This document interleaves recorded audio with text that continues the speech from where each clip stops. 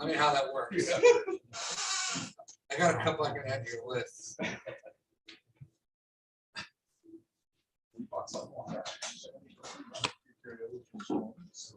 Carry over, and there's some that the specific said.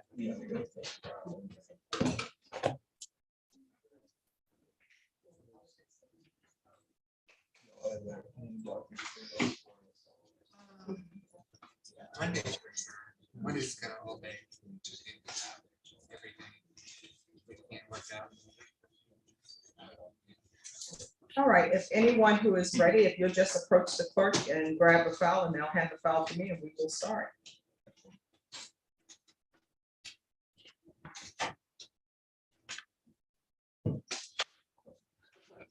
We have no clerk, we have no. Back in the office or they?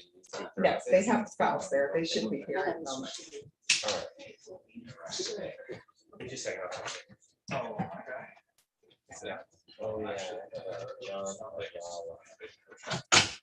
yeah.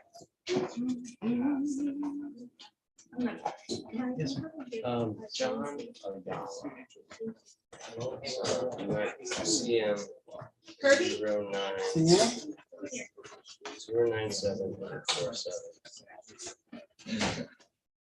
Sent last week. And they bring it from the jail, so she said.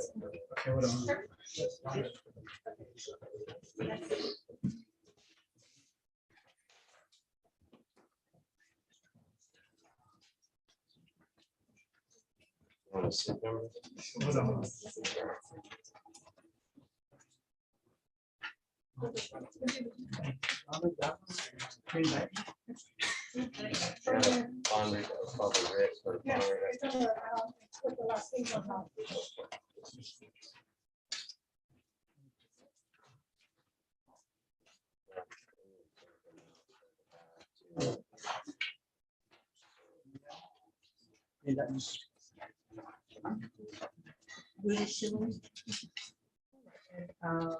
Have you talked to the state on the Ayala? We previously have, Judge. All right, and there's no agreement? No, Judge. All right, state, are you calling any witnesses? No, we just have one exhibit, Judge. All right, defense, are you calling witnesses? All right, well, as soon as they bring your client is in custody, as soon as they bring him out, we'll take it out. Thanks. You're welcome. Sorry. Yes. Isn't right, doesn't it? All roads lead back to. All roads lead here. Is he here? He's here. Oh, did you make it? Yes. Yeah, he was here in the morning, then I got 13 settings.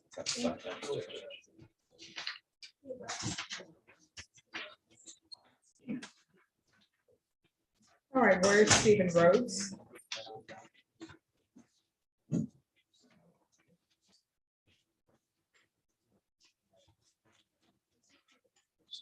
I feel like we should take a number.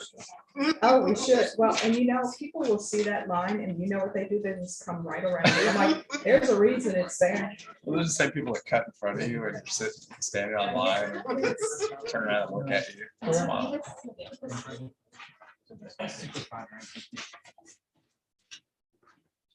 All right.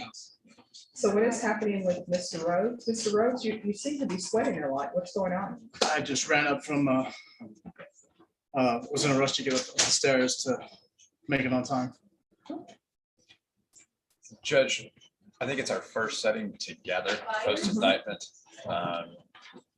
And we've gotten an offer from Marcus today to consider if we could have one more setting to let Mr. Sanders know if we're going to accept that offer or counter it, Judge. He could leave it open for 30 days.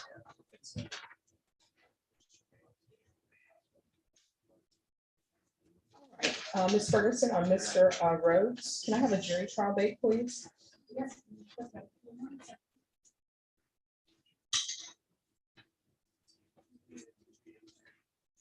And it's possession, less than 1 gram. It can be a quick turnaround. 27th. I'm sorry, June 21st. It's a possession less than 1 gram. That's the earliest we can do.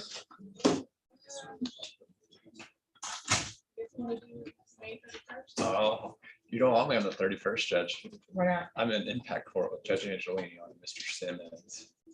no, he'll be here. Oh, So we'll see you back on May 31st. That will be your plea deadline date and your jury trial date. Yes, ma'am. And make sure you're on time. Yes, ma'am. All right, we'll see you back on May 31st. thank you, Judge. You're welcome. Just get a reset form and then you can be excused. Okay, thank you, Judge. You're welcome. Never say yes when the phone rings. Hey, can you come help us? It's one of my favorite things. Okay, you know what happened to me one time? A judge had someone call me and said, oh, give her my cell phone number. Uh-oh. When a judge gives you the cell phone number, Yeah, they're like, just come on down. Nicholas, Kate. Come on down. We'd love to see you down here, Will.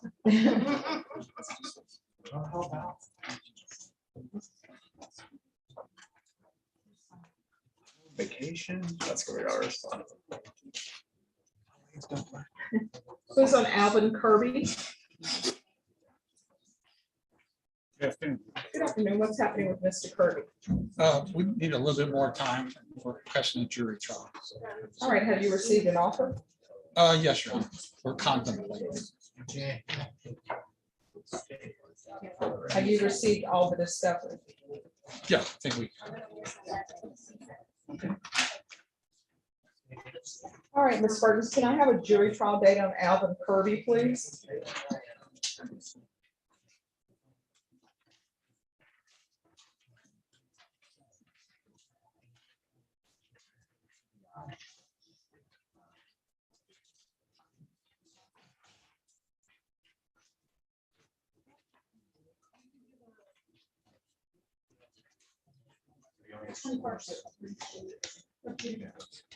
All right, Mr. Kirby, you were late today. Why were you late? I was at the other courtroom. This was transferred, Your Honor, from. All right.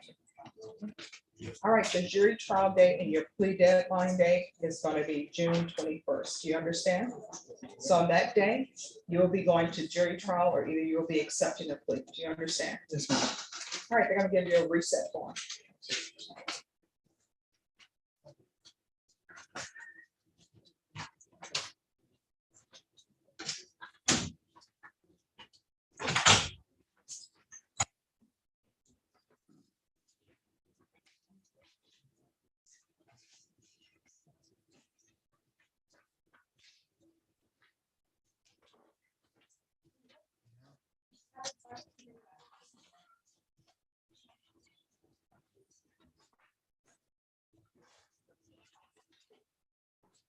All right, has the state had a chance to review the motion to modify bond conditions on Juan Cuellar?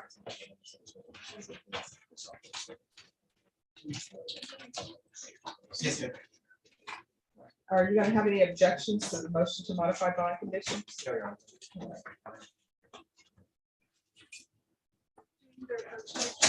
No, I'm signing it. Well, Yeah. yes, we do need to approach. Does he have any type of device? Not at this time. No. Well, he has a GPS partial house arrest, judge, but nothing to monitor blood alcohol. When is he planning on getting that?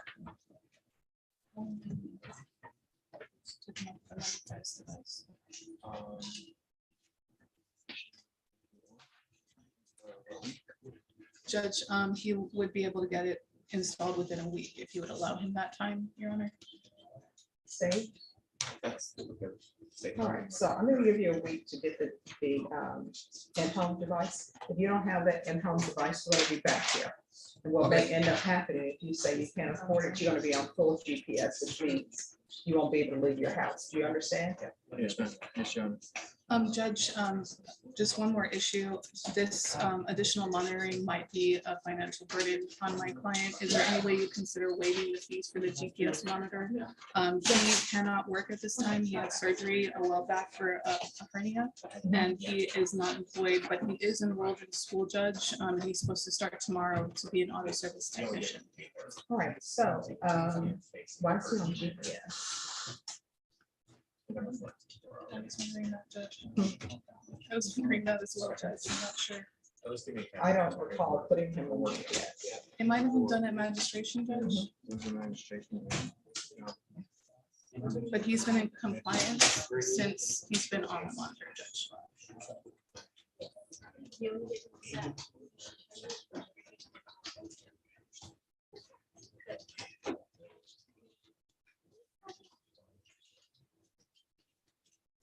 Judge, it was done at registration. My guess would be because it's a DWI third and he does have a good amount of.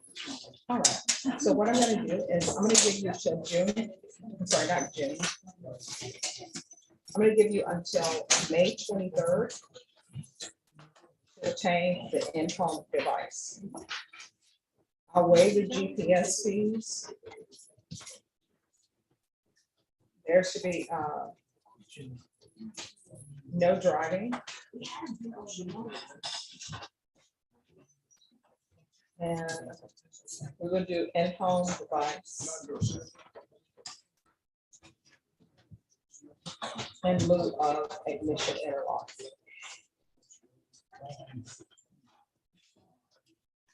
Have you provided pretrial services with the affidavits? I just got them today, Judge, but I will email them this morning as soon as I get back to my office.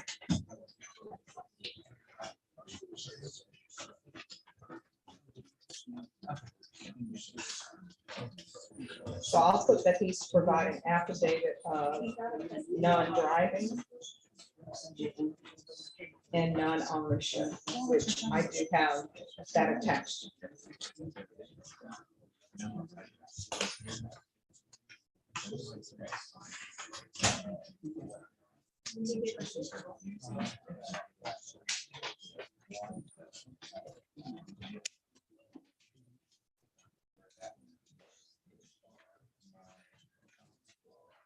All right, just make sure that this goes to the back with the clerk so they can put it in the system. Yes, Your Honor. That's all I have, Judge. May I excuse me? Yes. Thank you. You're welcome.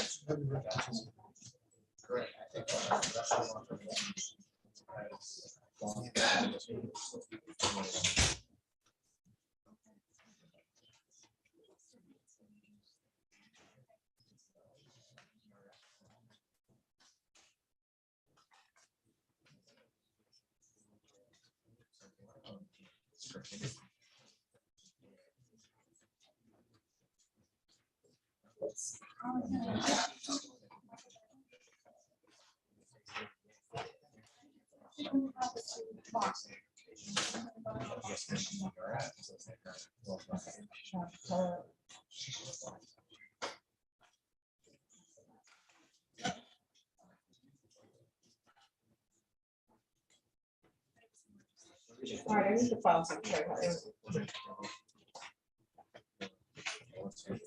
Is Michael Trejo out here in the box or no? Is he still downstairs? All right, now, well, would you, you should have let him know that we're gonna bring him back tomorrow. His attorney is unavailable to be here.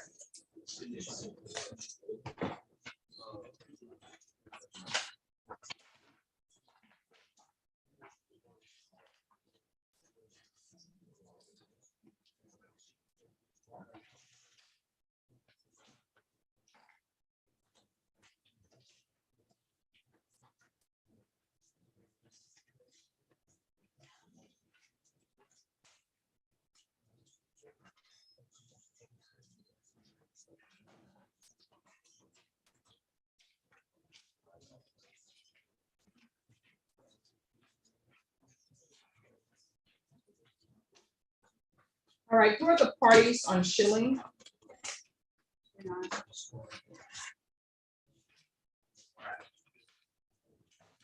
Ready for Mr. Shea? Yes.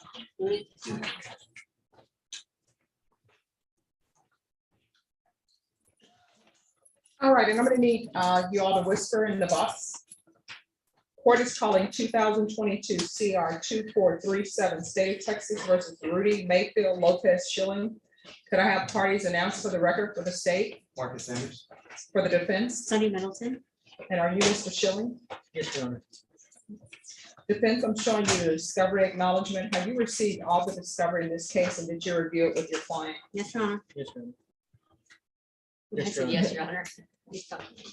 Court will find that the state is in compliance with discovery. Mr. Schilling, I'm showing you what's entitled application for deferred adjudication or community supervision. Did you review that with your attorney? Did you understand it, and did you sign it? Yes, Your Honor. Next, I'm going to show you what's entitled true bill of indictment. Did you review that document with your attorney? Did you understand it? Yes, ma'am, Your Honor. Counsel, do you waive the reading of the indictment? We do, Your Honor. State, are you proceeding on the indictment as presented? Yes, Judge. Mr. Schilling, I'm going to show you what's entitled court admonishments and defendant's waivers and affidavit of admonitions. Did you review that document with your attorney? Did you understand it, and did you sign it in all the appropriate places? Yes, ma'am, Your Honor. Did you understand you're charged with theft of mail, identifying information? Is this greater than 10? Less than 10. Less than 10? Less than 10 addresses enhanced. Did you understand? Yes, ma'am. If you have a plea bargaining agreement with the state, the court does not have to follow your plea bargaining agreement. If for any reason the court does not follow your plea bargaining agreement and gives you more than you bargained for, the fact that you entered a plea will not be used against you, and you will be allowed to withdraw your plea. Did you understand? Yes, Your Honor. Did you understand that this offense is a third-degree felony? The range of punishment is anywhere from 2 to 10 years in prison and up to $10,000 fine. Did you understand? Yes, ma'am, Your Honor. Did you understand you have a right to jury trial, a right for you or your attorney to cross-examine and confront any witnesses the state would call, and the right to remain silent? Yes, ma'am. Did you understand by entering this plea bargaining agreement, you were giving up those rights? Yes, Your Honor. And did you intend to give up those rights and enter into a plea bargaining agreement in this case? Yes, Your Honor. Counsel, has your client been able to provide you with any defenses to this offense? Yes, Your Honor. Do you believe he has a rational as well as a factual understanding of the charges against him? He does. Do you believe he's currently competent and was legally sane at the time of the offense? I do. Mr. Schilling, has anyone threatened you, coerced you, or placed you in fear to get you to enter this plea? No, ma'am. Has anyone promised you anything other than the plea bargaining agreement to get you to enter this plea? No, ma'am. Are you satisfied with the way you've been represented? Yes, ma'am. Are you a U.S. citizen? Yes, ma'am. Court will find the defendant has knowingly and voluntarily waived his right to jury trial. Showing you the plea bargain page. Did you review that page with your attorney? Did you understand it? Yes, Your Honor. According to the plea bargaining agreement, punishment is to be assessed at 4 years in the prison. There's a $1,000 fine probated. State opposes your application for community supervision or deferred adjudication. They will take in consideration NIMAG number 628298. Did you understand that to be the plea bargaining agreement? Yes, ma'am, Your Honor. Defense, is that a plea bargaining agreement? It is, Your Honor. State, is that the plea bargaining agreement? Yes, Judge. Next, I'm showing you the paragraph entitled waiver of appeal. Did you review that paragraph with your attorney? Did you understand it? Yes, ma'am, Your Honor. And did you sign it in both places? Yes, Your Honor. Did you understand by signing that you're waiving your right to appeal? The only items that can be appealed are written pretrial motions that have been filed, heard, and ruled upon by the court. Did you understand? Yes, ma'am. Counsel, have there been any such motions? No, Your Honor. Then to the offense is charged in the indictment. How do you plead? Guilty, not guilty, or no contest? No contest. State any evidence to support the plea. Yes, state offer states exhibit 1 in its attachments. No objection. Mr. Shirley, I'm showing you what's entitled waiver and consent to stipulation of testimony and stipulations.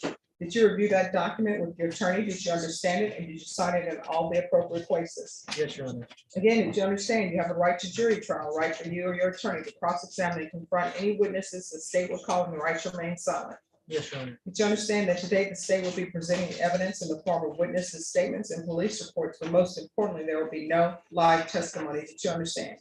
Yes, ma'am. Court will find the defendant has knowingly and voluntarily waived and consented to stipulation of testimony and stipulations. Court will accept into evidence states exhibits 1 and attachments and review the same.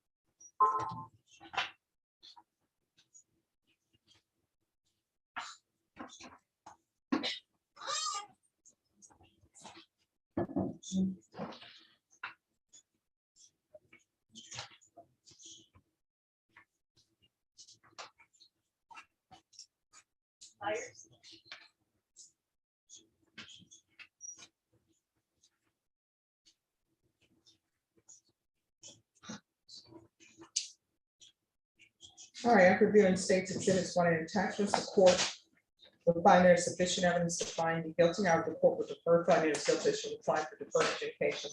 Would you like to proceed with sentencing? He would like a PSI. Then. All right. I need a date for PSI. July 26th. Really? Your Honor, Yes. my client would just rather you would go ahead today. PSI. All right. So, Mr. Schilling, do you understand that without a PSI report, I'll be proceeding over whatever information the state presents and your attorney presents to me? Do you understand that? Yes, Your Honor. And knowing that, do you still wish to go forward with your PSI? Yes, Your Honor. I'm sorry, with your sentencing today? Yes, ma'am, Your Honor. All right, state, you're opposing the application? We are a judge. And our opposition is in part due to the nature of the offense, but more so because of his criminal history. Specifically in 2013, 2014, he was convicted of aggravated assault. He was placed on deferred for 4 years, but ended up being revoked and was sentenced to 4 years. He also has prior misdemeanor theft convictions for theft from 2009 and 2015. He's been given an opportunity at deferred, and he has shown that he is not a good candidate for it. We do not believe that he would be a good candidate now, as his criminal history goes back over 10 to 15 years. So that's why we're opposed. All right, defense? Your Honor, that is true. Mr. Schilling has been trying to better himself. He has an associate's degree. He's in college right now, or he was before he got picked up. So he's gonna have to, restart a couple classes. He's trying to get his bachelor's degree. He understands what he did was wrong, and he's trying to make himself better. He was employed, like I said, and in college, and he's trying to become a better person. We're asking for deferred to give him another chance. You always have the option if he were to screw it up. I mean, we all know he can be right back here and then be sent to prison. All right, how old are you? I'm 35, Your Honor. You're 35. Why are you going around in a BMW, driving to people's mailboxes and taking their mail? And I did note in there that you took the mail during tax time. So that means that you knew that people were receiving their income tax and you took their income tax checks. So why are we doing this? Your Honor, I have no good excuse. It was a bad choice. And I really do regret. No, I mean, I know you understand bad choice and people have regrets once they get caught. Right. But you were not regretting it as you were doing it because you did more than one mailbox in that same day. So where was the regret then? There wasn't at the time. Because what I have here is they received a call in reference to someone operating a black BMW who were stopping at the mailboxes along the roadway and taking them out. So all of these people, you took their mail, they were expecting an income tax check, right? So they had paid their taxes, they had filled out their taxes, and who knows what they were planning on doing with that money. Maybe they need to buy clothing for their children for school. Maybe they're just gonna go on a little vacation, but you took that away from them. So why should I even consider giving you deferred adjudication or regular probation? When you've done this before? How many thefts have you committed in your past before? That you've been caught for? I'm sorry? I think twice. You see how long it took you to think about that? Yes, Do you know ma'am. what would happen if I asked your attorney or I asked the state attorney how many cases they've had for theft before? You know how long it would take them to answer that? Yes, ma'am. Right away, they'd answer it. Is there anything else from the state or the defense? Nothing from the state. No, Your Honor. All right, I'm gonna find you guilty. I'm gonna sentence you to 4 years in the prison. Give you credit for any time served. Take in consideration NIBAG number 628298. All right, I'm showing you what's entitled trial court certification of defendant's rights to appeal. Did you review that with your attorney? Did you understand it? Yes, ma'am. All right, because this is a plea bargain agreement, because I followed your plea bargain agreement, and because you waive your right to appeal, you do not have the court's permission to appeal. Do you understand? Yes, ma'am. And because this is a felony conviction, you're not allowed to own or possess any weapons or ammunition. Do you understand? Yes, ma'am. Your Honor. If you have a question over what a weapon or ammunition is, you'll need to speak to an attorney. Do you understand? Yes, Your Honor. All right, good luck to you. Don't steal. Don't take what doesn't belong to you. People work hard for what they have. Yes, ma'am. All right, good luck.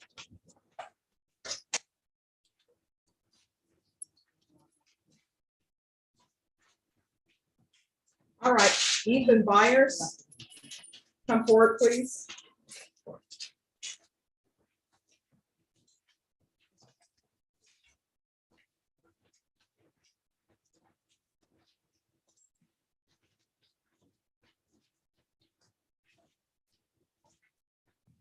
All right, your attorney is in jury trial in Maverick County, so we're going to call you for May 26th. Thank you so much. You're welcome. Just wait. They're gonna give you a reset form, okay?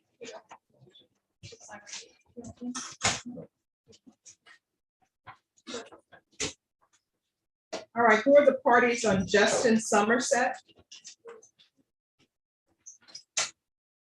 And Judge, we also filed a motion to amend the indictment. Okay.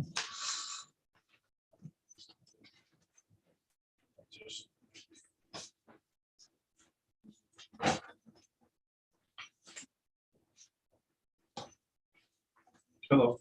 Hello. All right, the court is calling 2021 CR 11805, State of Texas versus Justin Matthew Somerset. Can I have parties announced for the record for the state, Marcus Sanders. for the defense?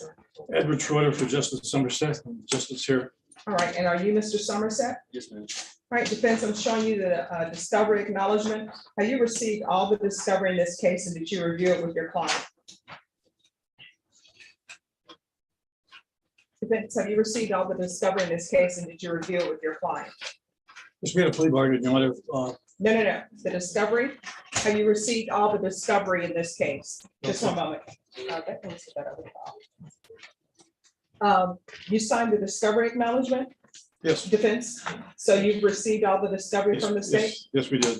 All right, and did you review that discovery with your client? Yes, we discussed it all. All right, the court will find that the state is in compliance with discovery. There's to be an amended complaint. Well, just a moment, we're getting there. Okay. Patience in your pocket, everyone, patience in your pocket. All right, Mr. Somerset, I'm showing you what's entitled true bill of indictment. Did you review that with your attorney? Did you understand it? All right, I'm gonna need you to speak up. Counsel, do you waive the reading of the indictment? Do you waive the reading of the indictment? You don't read, do you? I thought she was asking you. So read the charge against you. Yes. He waives it. All right. State, you filed a motion to amend the indictment, is that correct? Yes, Judge. Any objections? No objection. All right, state, what is your amendment? And Judge, we're essentially striking through the old language and amending it to the indictment to read on or about the 28th day of September 2021, Justin Matthew Somerset hereinafter referred to as defendant, did use and exhibit a deadly weapon, namely a firearm, and defendant did intentionally, knowingly, and recklessly cause bodily injury to John Ag, hereinafter referred to as complainant, by displaying the firearm and then striking the complainant with the hand of the defendant. All right, any objections? Yes, we've agreed to just, it was just a simple assault. No, here's my question. What the state has just read, the amended of the indictment, do you have any objection to that? No, Your All Honor. right, No. state, with that amendment, are you proceeding on the indictment as presented? Judge, we are not. We are striking through the deadly weapon language. In both I guess we're striking through the did use and exhibit a deadly weapon, namely the firearm, and also by displaying the firearm and then. So we're proceeding as a class A misdemeanor assault. Any objection? No, Your Honor. All right, Mr. Somerset, I'm going to show you what's entitled Court Admonishments and Defendant's Waivers and Affidavit of Admonitions. Did you review that document with your attorney? Did you understand it? Did you sign it in all the appropriate places? Yes, ma'am. Do you understand with the lesser included, you're charged with an assault bodily injury? That's a class A misdemeanor. The range of punishment is anywhere from 1 year in the Bexar County Jail and up to a $4,000 fine. Did you understand? Yes, ma'am. If you have a plea bargaining agreement with the state, the court does not have to follow your plea bargaining agreement. If for any reason the court does not follow your plea bargaining agreement and gives you more than you bargained for, the fact that you entered a plea will not be used against you and you will be allowed to withdraw your plea. Did you understand? Yes, ma'am. Did you understand you have a right to jury trial, a right for you or your attorney to cross-examine and confront any witnesses the state would call and the right to remain silent? Yes, ma'am. Did you understand by entering this plea bargaining agreement, you were giving up those rights? Yes, ma'am. And did you intend to give up those rights and enter into a plea bargaining agreement in this case? Yes, Your Honor. Counsel, has your client been able to provide you with any defenses to this offense? Has your client been able to provide you with any Yes, defenses ma'am, to he this has, offense? he has. Do you believe he has a rational as well as a factual understanding of the charges against him? Yes, he does. Do you believe he's currently competent and was legally sane at the time of the offense? Your Honor, I believe he is. Mr. Somerset, has anyone threatened you, coerced you, or placed you in fear to get you to enter this plea? No, Your Honor. Has anyone? Just 1 second, sorry. Okay, thank you.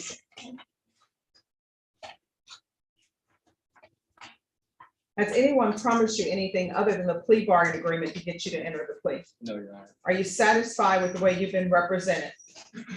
I'm sorry? Are you satisfied with the way you've been represented? Yes, ma'am. Are you a U.S. citizen? Yes, ma'am. Court will find that defendant has knowingly and voluntarily waived his right to jury trial. Showing you the plea bargain page. Did you review that page with your attorney and did you understand it? Yes, ma'am. According to the plea bargain agreement, the state is proceeding on the lesser included offense of assault bodily injury. They're asking that your punishment be assessed at 157 days in the Bexar County Jail. And there is no application for community supervision or deferred adjudication. Did you understand that to be the plea? Yes, ma'am. Defense, is that the plea? Yes, Your Honor. State, is that the plea? Yes, Judge. Next, I'm showing you the paragraph entitled waiver of appeal paragraph. Did you review that with your attorney and did you understand it? And did you sign it? Yes, ma'am. Did you understand by signing that you're waiving your right to appeal? The only items that can be appealed are written pretrial motions that have been filed, heard, and ruled upon by the court. Did you understand? Yes, ma'am. Counsel, have there been any such motions? Yes, we understand. No. Has there been any motions? No, Your Honor. Next, I'm showing you outside the plea bargain agreement. The state is this a judgment satisfied? Yes, Judge. Okay, they're saying that you will receive credit, which I always give credit for any time served. So if it's determined that you have 157 days credit in the Bexar County Jail already satisfied, I will show that it's satisfied. Do you understand? Yes, ma'am. All right, then to the lesser included offense of assault bodily injury as a class A misdemeanor, how do you plead? Guilty, not guilty, or no contest? No contest. State any evidence to support the defendant's plea. Yes, State Officer States Exhibit 1 and its attachments. Any objections? No, Your Honor. Mr. Somerset, I'm showing you what's entitled waiver and consent to stipulation of testimony and stipulations. Did you review that document with your attorney? Yes. Did you understand it and did you sign it in all the appropriate places? Yes, I did. Again, did you understand you have a right to jury trial, a right for you, or your attorney to cross-examine and confront any witnesses the state would call and the right to remain silent? Yes, ma'am. Did you understand that today the state will be presenting evidence in the form of witnesses' statements and police reports, but most importantly, there will be no live testimony? Did you understand? Yes, ma'am. Court will find the defendant has knowingly and voluntarily waived and consented to stipulation of testimony and stipulations. Court will accept into evidence states exhibits 1 and attachments and review the same.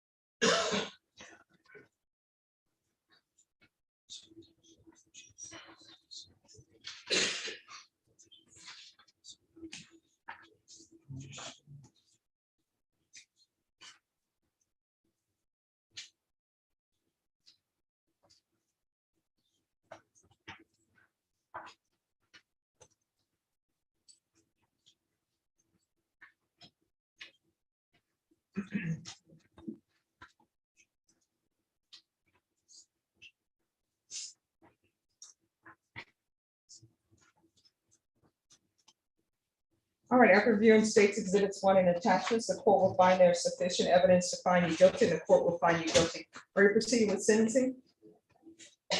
Yes, ready. All right, and state, is the complainant aware of how this case is being resolved? Judge, we attempted to multiple times to get in contact with the complainant. Didn't. We were provided a number from defense counsel. He responded, but then he didn't follow through with our attempts to communicate. All right. And the court will sentence you to 157 days in the Bexar County Jail, give you credit for any time served. The court will show that the judgment is satisfied. Is there anything else from either side with regards to sentencing? Nothing from the state. No, no, that's fine. All right, I'm going to show you, Mr. Somerset, what's entitled Trial Court Certification of Defendant's Rights to Appeal. Did you review that document with your attorney? Did you understand it? And did you sign it? Yes, ma'am. All right, because this is a plea bargain agreement, because I followed your plea bargain agreement, and because you waive your right to appeal, you do not have the court's permission to appeal. Do you understand? Yes, ma'am. All right, we can go off the record. Mr. Somerset, you better start learning how to use your words to solve any issues. Do you understand? Yes, ma'am. Otherwise, it's not going to turn out right for you. Understood. All right, good luck to you. Thank you. You're welcome. Court is calling 2022 CR 2765, State of Texas versus Rosendo Hernandez.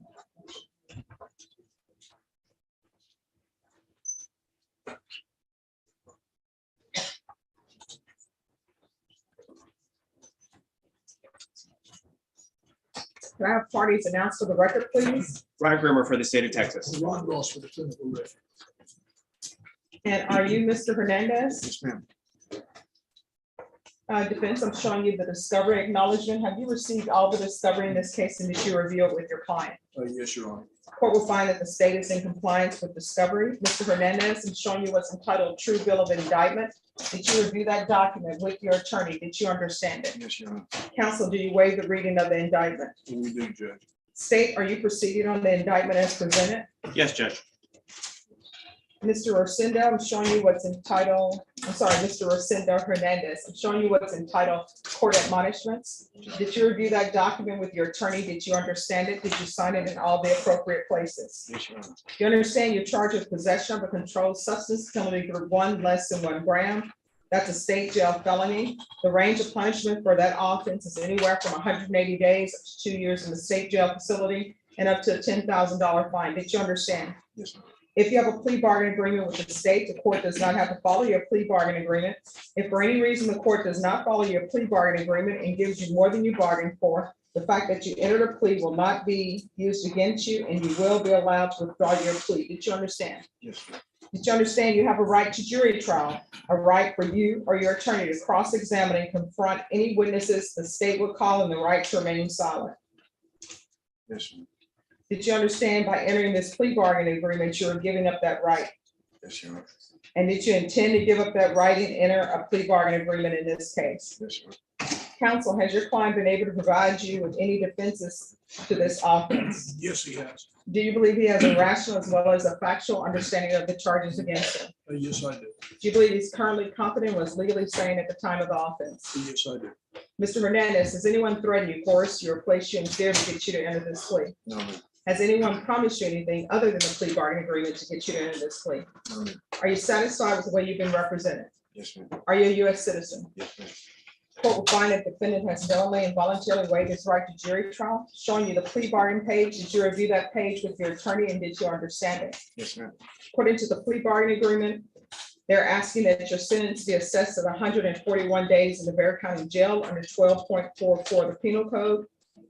There'll be a $500 fine and no applications. Did you understand that to be the plea bargain agreement? Yes, ma'am. Defense, is that the plea bargain agreement? Yes, it is, Judge. State, is that the plea bargain agreement? It is, Judge. Next, I'm showing you the paragraph entitled waiver of appeal paragraph. Did you review that paragraph with your attorney? Did you understand it and did you sign it in both places? Yes, ma'am.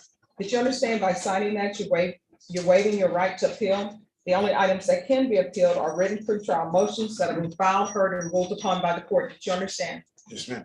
Counsel, have there been any such motions? No, Your Honor. Then to the offense is charged in the indictment, how do you plead? Guilty, not guilty, or no contest? Guilty. State any evidence. Yes, Judge. State would offer State's Exhibit number 1. Defense has no objection. Mr. Hernandez, I'm showing you what's entitled waiver and consent to stipulation of testimony and stipulations. Did you review that document with your attorney? Did you understand it and did you sign it in all the appropriate places? Yes, Your Honor. Again, did you understand you have a right to jury trial, a right for you or your attorney to cross-examine any witnesses the state will call and the right to remain silent?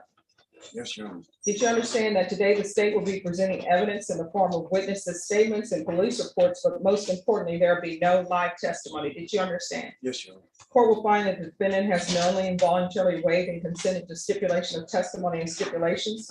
Court will accept into evidence State's Exhibits 1 and attachments and review the same.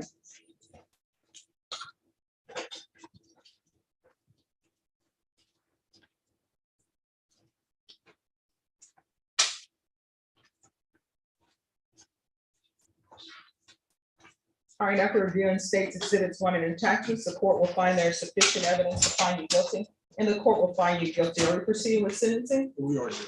Anything you wish to say on behalf of your client? Just ask you to honor the plea bargain. All right, the 141 days, is that enough for a judgment It satisfied? should be, Judge. I believe he has 141 days credit. All right, then the court will find you guilty. As previously stated, the court will sentence you to 141 days in the Bexar County Jail under 12.44 of the Penal Code. There's a $500 fine, time and money concurrent. Give you credit for any time served, and the court will show that the judgment is satisfied. Showing you what's entitled trial court certification of defendant's rights to appeal. Did you review that document with your attorney? Did you understand it and did you sign it? Yes, Your Honor. All right, because this is a plea bargain agreement, because I followed your plea bargain agreement, and because you waive your right to appeal, you do not have the court's permission to appeal. Do you understand? Yes, Your Honor. And because this is a felony conviction, you're not allowed to own or possess any weapons or ammunition. Do you understand? Yes, Your Honor. If you have a question on what a weapon or ammunition is, you'll need to speak to an attorney. Do you understand? Yes, Your Honor. All right, we can go off the record. How long have you been using drugs? About 2 years. All right, how old are you? 50. All right, so here's the thing, you approach it, I can say this because I'm over the age of 50. You're approaching the point in your life where more of your life is behind you than in front of you. And what do they call it? Dancing with the devil, I believe. And I say that to you because when you take drugs, you don't know what people are putting them in them. They're not FDA approved. Somebody just in their nasty little house or nasty little garage, maybe dropping some nasty things on the floor and just putting it in a drug and handing it to you. So if you don't change your ways, one or two things going to end up happening. You're going to find yourself in and out of the jail, in and out of the prison, or either you may die from an overdose. You understand? So if you have a drug or alcohol problem, when you get out of jail, when you find the nearest rehab, find the nearest meeting and get yourself in there, okay? What is that tattooed on your chest? On my chest, only God can judge me. Well, I mean, well, you just been judged, but I'm not God, okay? And I think, you know, some of the things you don't have to tattoo on your body, you can just retain it up here. All right. Okay, good luck to you, sir. Thank you, Judge. All right, who are the parties on Alejandro Rocha? And Brenda, whenever you need a break, just let me know.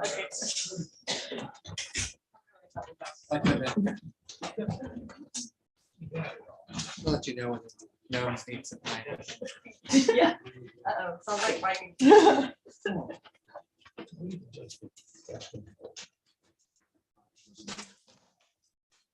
All right, the court is calling 2022 CR 0887, State of Texas versus Alejandro Rocha. Could I have parties announced for the record? Michael Villarreal for the state.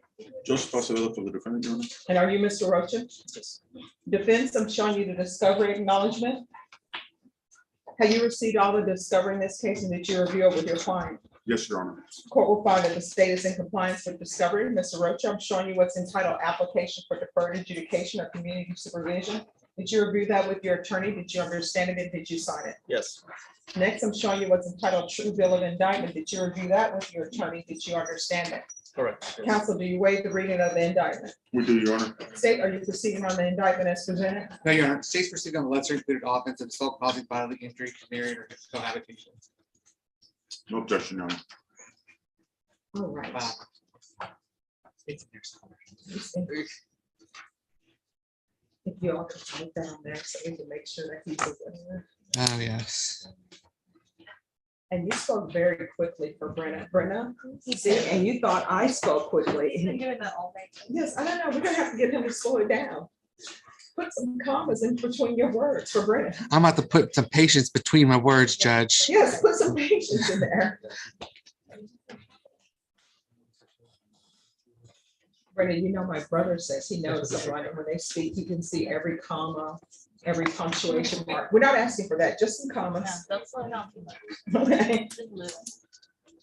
All right, Mr. Rocha, I'm going to show you what's entitled court admonishments and defendants waivers and affidavit of admonitions. Did you review that with your attorney? Did you understand it? Did you sign it in all the appropriate places? Yes. All right, so the state is proceeding on the lesser included offense of assault. Probably. Family, married, cohabit, yes. Yeah, Judge. It's one of those days. Here, you want the white? I'm just gonna write above it, Judge. Okay. We're gonna get there. Sad thing is, I did this when I had time, so I wasn't even rushed. All right. So what the state is proceeding on the lesser included offense of assault, bodily injury, married, or cohabitation as a class A misdemeanor. The range of punishment for that offense is up to 1 year in the Bexar County Jail and up to a $4,000 fine. Do you understand? I understand. If you have a plea bargaining agreement with the state, the court does not have to follow your plea bargaining agreement. If for any reason the court does not follow your plea bargaining agreement and gives you more than you bargained for, the fact that you entered a plea will not be used against you and you will be allowed to withdraw your plea. Did you understand? I understand. Did you understand you have a right to jury trial, a right for you or your attorney to cross-examine and confront any witnesses the state would call in the right to remain silent? Yes. Did you understand by entering this plea bargain agreement, you were giving up those rights? Yes. And did you intend to give up those rights and enter into a plea bargain agreement in this case? Correct. Yes. Did you understand if the court were to grant your application for deferred adjudication, if for any reason your deferred adjudication were revoked, the court could find you guilty, not grant you community supervision, and sentence you up to 1 year in the Bexar County Jail and up to a $4,000 fine? Did you understand? Yes. Counsel, has your client been able to provide you with any defenses to this offense? Yes, Your Honor. Do you believe he has a rational as well as a factual understanding of the charges against him? I believe he does, Your Honor. Do you believe he's currently competent and was legally sane at the time of the offense? I believe he is, Your Honor. Mr. Rocha, has anyone threatened you, coerced you, or placed you in fear to get you to enter this plea? No.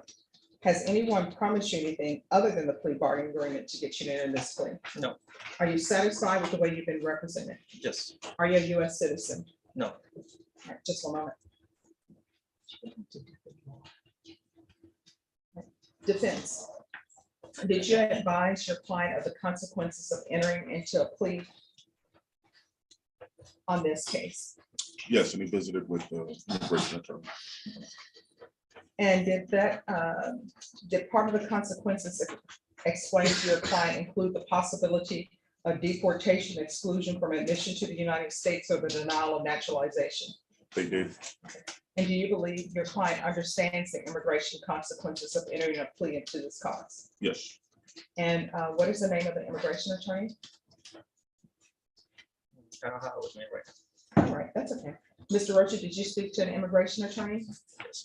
And were you advised of the consequences of entering a plea of no contest or guilty in this cause number and the consequences of your immigration status? now. Yes, Did that advice include possible consequences such as deportation, exclusion from admission to the United States, or the denial of naturalization? yes, And did you understand the consequences, or do you understand the consequences of entering a plea in this cause number as it relates to your immigration status? Court will find that defendant has knowingly and voluntarily waived his right to jury trial. Showing you the plea bargain page, did you review that page with your attorney? Did you understand it? yes, According to the plea bargain agreement, the state is proceeding on the less included offense of assault, bodily injury, merited cohabitation. They're asking for a $750 fine. State recommends deferred adjudication will take in consideration the following county court cause numbers: 670990, 6824, 05. There's an affirmative finding of family violence in the VIPP course. Did you understand with an affirmative finding of family violence, you're not allowed to own or possess any weapons or ammunition? yes, Did you understand with an affirmative finding of family violence, you're not allowed to be designated as primary custodial parent? yes, Did you understand that to be the entirety of your plea bargain agreement? yes, Defense is at the plea bargain agreement. Subject to court approval, yes, Your Honor. State is at the plea bargain agreement. Yes, Your Honor. Next, I'm showing you the paragraph entitled waiver of appeal paragraph. Did you review that paragraph with your attorney? Did you understand it? And did you sign it in both places? yes, Did you understand by signing that you're waiving your right to appeal? The only items that can be appealed are written pretrial motions that have been filed, heard, and ruled upon by the court. Did you understand? yes, I understand. Counsel, are there any such motions? No, Your Honor. Next, I'm showing you outside the plea bargain agreement. State is requesting that your community supervision be for a term of 2 years. There'll be 80 hours of community service restitution and no contact with Jessica Harding, Harding. Did you understand those were recommendations from the state? The court does not have to follow those recommendations. Yes, Then to the offense, the less included offense of assault, bodily injury, marital cohabitation, how do you plead? no contest. State any evidence to support the plea? Yes, Your Honor. At this time, state offer states exhibit number 1 and its attachments. No objection, Your Honor. Mr. Roach, I'm showing you what's entitled waiver and consent to stipulation of testimony and stipulations. Did you review that document with your attorney? Did you understand it? And did you sign it in all the appropriate places? Yes, sir. Again, did you understand you have a right to jury trial, a right for you or your attorney to cross-examine and confront any witnesses the state would call and the right to remain silent? Yes, Did you understand that today the state will be presenting evidence in the form of witnesses' statements and police reports, but most importantly, there will be no live testimony? Did you understand? yes, sir. Court will find that defendant has knowingly and voluntarily waived and consented to stipulation of testimony and stipulations. Court will accept into evidence states exhibits 1 and attachments and review the same.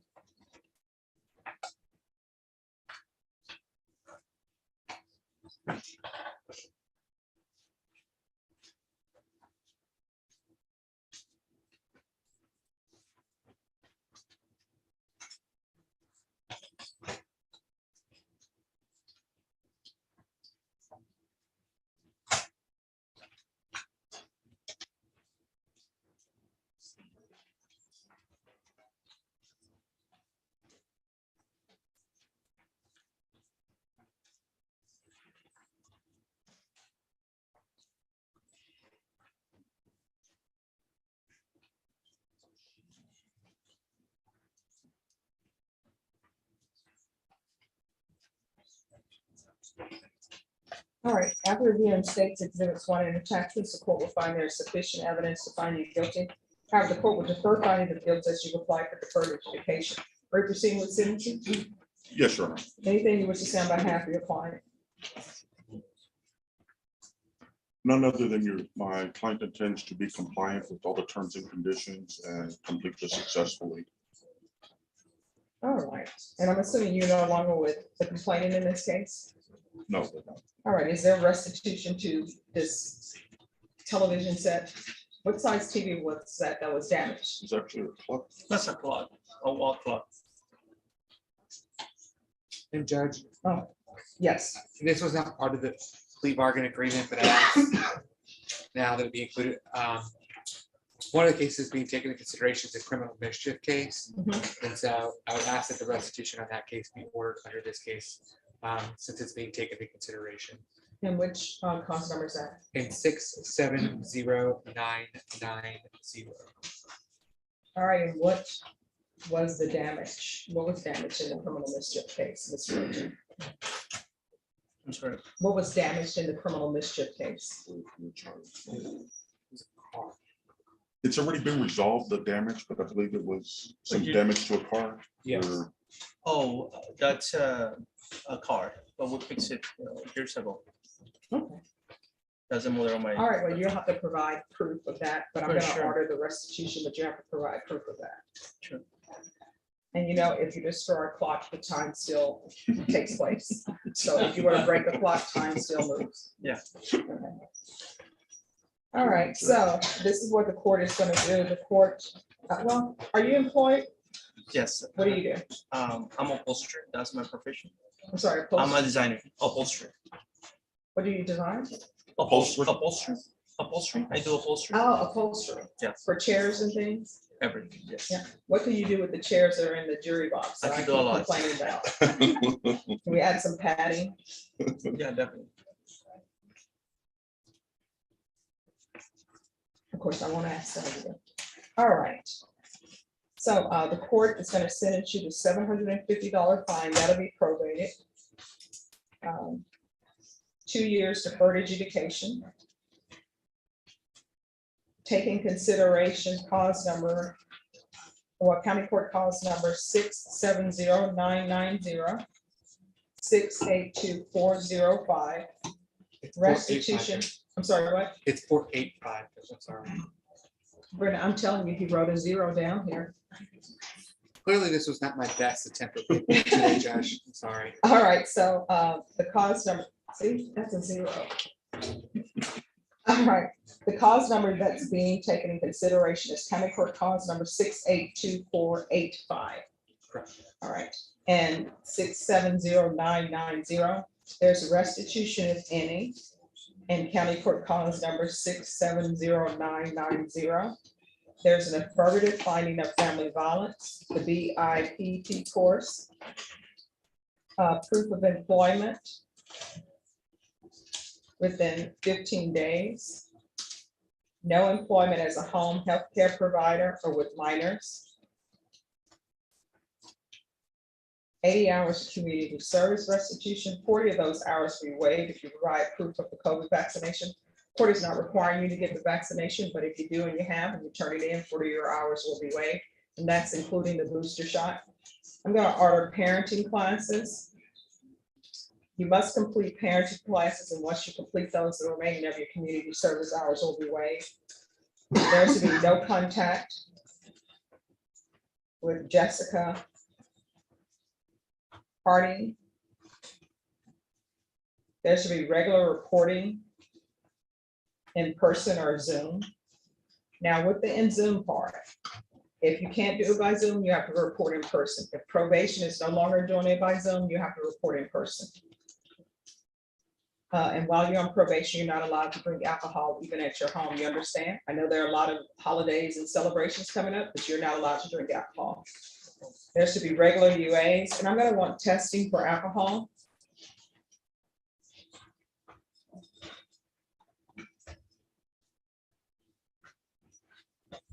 And we'll do field visits monthly for 3 months and see how that goes. If everything goes fine, then there's no more need for regular field visits. Rebecca, is there anything else that he needs? No, Judge, that looks like everything. All right, is there anything else you need from the court in order to be successful? No, Your Honor. Okay, was that you asked? Was that you answered? Do you, he doesn't need No. anything because he's not on probation, but do you need anything else to be successful while No, on probation? Okay. All right, I'm gonna show you what's entitled Trial Court Certification of Defendant's Right to Appeal. Did you review that document with your attorney? Did you understand it? Yes. All right, because this is a plea bargaining agreement, because I followed your plea bargaining agreement, and because you waive your right to appeal, you do not have the court's permission to appeal. Do you understand? I understand. And because this is an affirmative finding of family violence, you're not allowed to own or possess any weapons or ammunition. If you have a question over what a weapon or ammunition is, you'll need to speak to an attorney. Do you understand? I understand. All right. So you, oh, and Michael, I think you need to put your bar number on that. Hey, it's a Monday. And I'm making it a Monday, Judge. Yes. All right, we're off the record. How many children do you have? Age? 7 years old? All right. So boy, girl. Girl. All right, so here's the thing. This is what I'm going to give you as my speech. One, you don't want anyone to treat your daughter disrespectfully.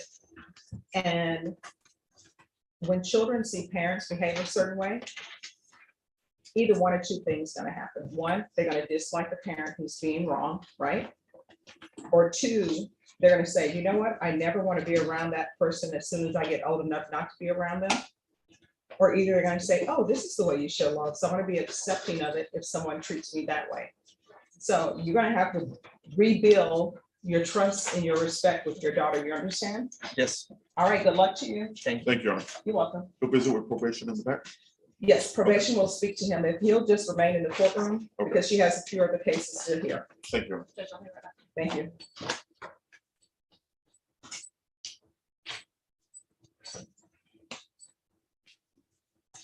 Right, when Brenda comes back, the next person that's gonna be up is gonna be Eleanor Arzola.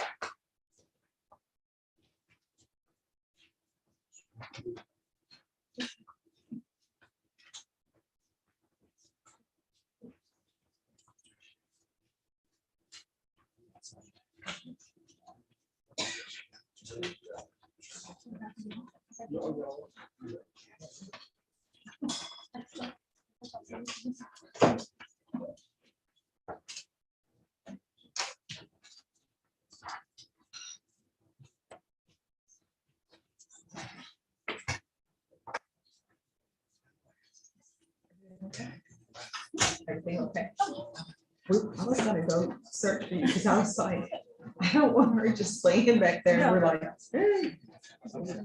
And then we will be in a bad lifetime when we're there. If you know what they would say, they were out there for like 30 minutes and didn't do anything when she didn't come back. All right, who is on Eleanor Arazola?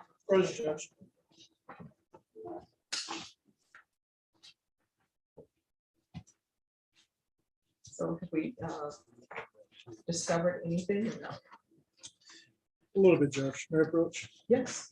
Oh, well. Is there something you're bringing me? I am, Judge. Okay.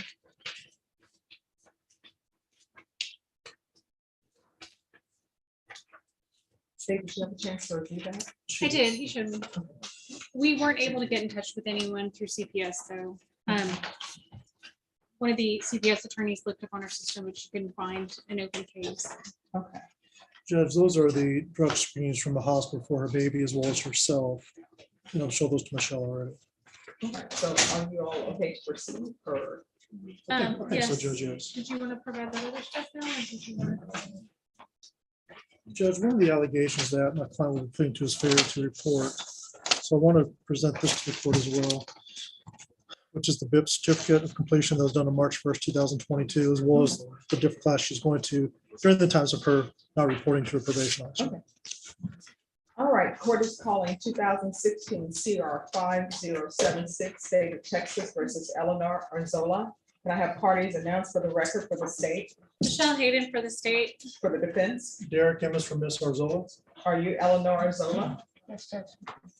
Ms. Arzola, I'm going to show you what's entitled motion to enter adjudication of guilt and revoke community supervision, and state's motion to supplement pending motion to enter adjudication of guilt and revoke probation. Did you review those documents with your attorney? Did you understand them? Yes, Judge. Are you the same Eleanor Arzola who's placed on deferred adjudication in 2016 CR 5076 for the offense of burglary of a habitation on August 22nd, 2017 for a period of 3 years and extended for a total of 2 years? Is that you? Yes. All right, state. Judge, on the motion to enter adjudication, violated condition number 45. On or about the 14th day of September 2021 in Bexar County, Texas, the defendant Eleanor Arzola did then and there fail to submit to drug testing as directed by the court officer / supervision officer or a duly authorized agent of the court in violation of condition number 45. How do you please with that, true or not true? True. Violated condition number 45, on or about the 22nd day of September 2021 in Bexar County, Texas. The defendant Eleanor Arzola did then and there fail to call the urinalysis call line as directed by the court court officer, supervision officer, or a duly authorized agent of the court in violation of condition number 45. How do you plead to that? True or not true? True. And on the state's motion to supplement pending motion to enter adjudication of guilt, violated condition number 5. In Bexar County, Texas, the defendant Eleanor Arzola did then and there fail to report to the supervision officer as directed for the months of November 2021 and December 2021 in violation of condition number 5. How do you plead to that? True or not true? Then violated condition number 5, in Bexar County, Texas, the defendant Eleanor Arzola did then and there fail to report to the supervision officer as directed for the months of January 2022, February 2022, and March 2022 in violation of condition number, I believe it should be 5, but it just says condition number. That's condition number 5. Any objections to the state stating that is condition number 5 defense? No, Your Honor. How do you plead to that? True or not true? True. And we'll waive the remaining 2 allegations from the other motion. Any objections to the state's waivers? No, Judge. Ms. Arzola, did you understand by pleading true to violations 45, 45, 5, 5, and 5, the court would find them to grant the motion, find you guilty, not grant you community supervision, and sentence you up to 20 years in prison and up to a $10,000 fine? Did you understand? Yes. Knowing that, do you still wish to plead true to 45, 45, 5, 5, and 5? Yes. I'm sorry? Yes, Judge. All right, the court is finding 45, 45, 5, 5, and 5 true. Is there an agreement? There is, Your Honor. Yes.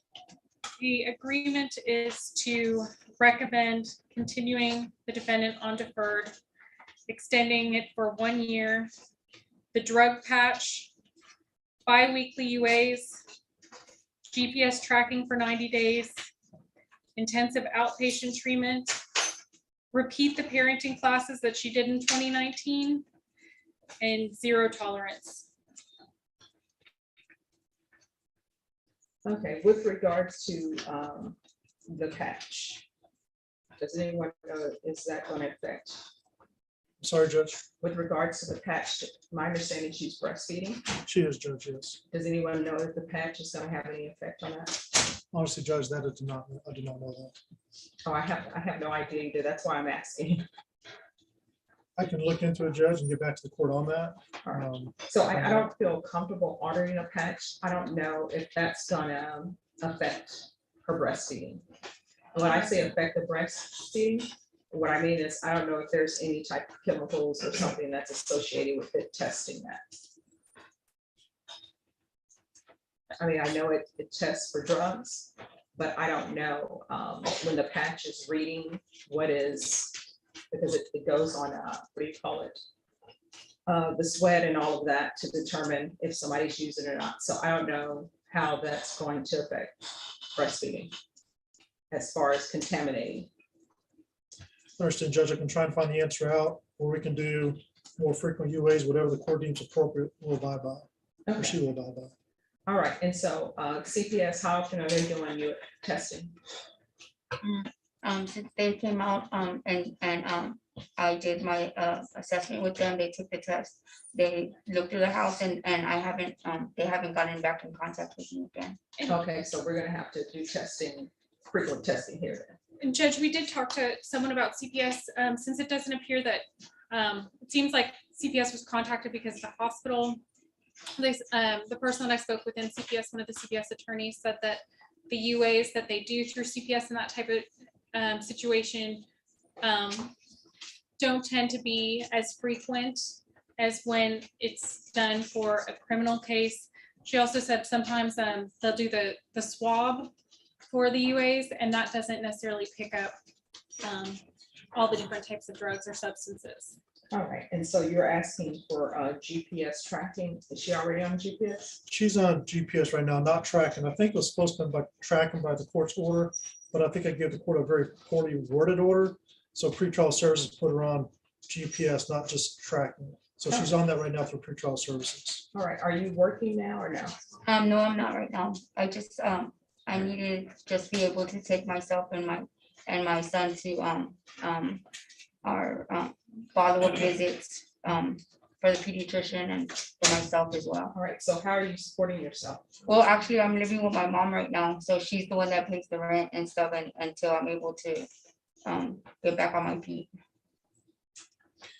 You may add, Judge, as well, Mr. Miranda, which is the baby's dad, I also think he's helping support her as well. He is the one that actually hired me to represent Ms. Arzola. So he's supporting her as well at this point. He does work full-time as a construction work. He's actually a subcontractor. I think he mostly does framing type of work. Okay. All right, this is what the court is gonna do. And the order that I'm gonna give you, this is the order that I'm giving. If Child Protective Services, if you discover that they're doing some of the same things, I don't want to duplicate services. Of course, the UA situation will remain the same as here, but if they're ordering parenting classes, then she can take their parenting classes. All right, I'm going to deny the motion, alternate amending conditions to extend for 1 year. GPS tracking for 90 days, waive the fees, intensive outpatient treatment with probation. If you discover that CPS has an outpatient treatment they have her in, then I'll go with that. Parenting classes, she's to do the UA hotline. And she's to remain residing with her mother. If she decides that she wishes to leave her mother, she's got. If she decides that she wishes to leave her mother's residence, then she'll need to contact probation and get permission from the court. Do you understand? Yes, ma'am.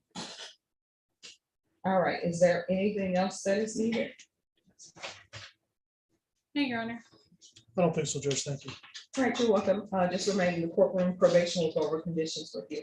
Ms. Arzola, Yes, make ma'am. sure you follow through on these conditions. Do you understand? Yes, ma'am, thank you. All right, the fact that you're breastfeeding, not going to stop you from going to prison if that's where you should be. You understand? I understand. All right, good luck to you. Thank you.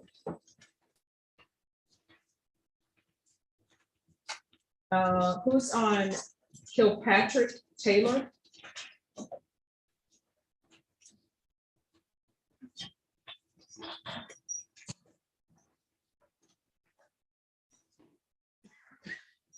All right, what is happening with Kilpatrick Taylor?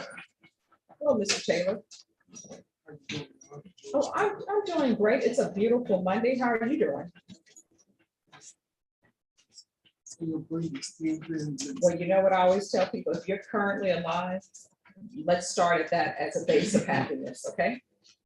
All right, so what is happening with his case? I see that there was supposed to be a viewing of a video. Right, so back in March, April, there was a disclosure that there was a surveillance video, which is a very key and essential material piece of evidence that Mr. Taylor would like to view and we could discuss. All right, better. has it been allowed to view it? Well, not yet. I mean, I've asked the DAs a few times to see when it was ready to be cut in a DVD. All or right, let's CD, sign out. but they have new information. Yes. Judge, I just spoke to the trooper that's on the case, and she's gonna work on getting that to our office this week, whether that's on a disc or if they can submit it via their eyes. Okay, so you all should have it in your office this week. That's my understanding, yes, Judge. All right, so Mr. Taylor, this is what we're gonna do. We're gonna recall your case for next week.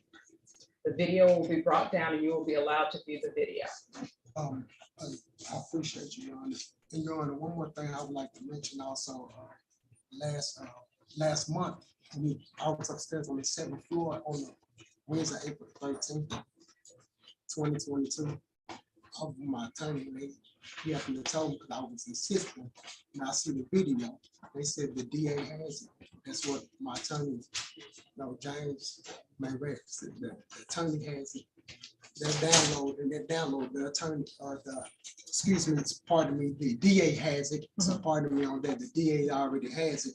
And so it's been 5.5 months and no surveillance have been recovered. Mr. Taylor, let me explain something to you. So and this the first, well, just 1 second. I understand this. You're saying this to prove your innocence, but let me explain something to you. The first time that this case came to this court, because I write everything down here. And the first time it came was on April 13th, and it was recalled for April 14th. On April 14th, that's when I was informed that there was a video, maybe, or surveillance video, and that the state was going to do their best to have that video for May 16th, because I had it reset for today, May 16th. And what I have is recall May 16th, 2022, defense attorney to view video with client. All right, so the state is telling me they don't have the video yet. What they're telling me is they will have the video this week.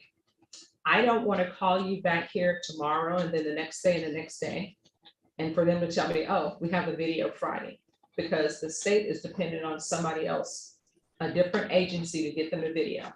They're telling me that they will have the video this week.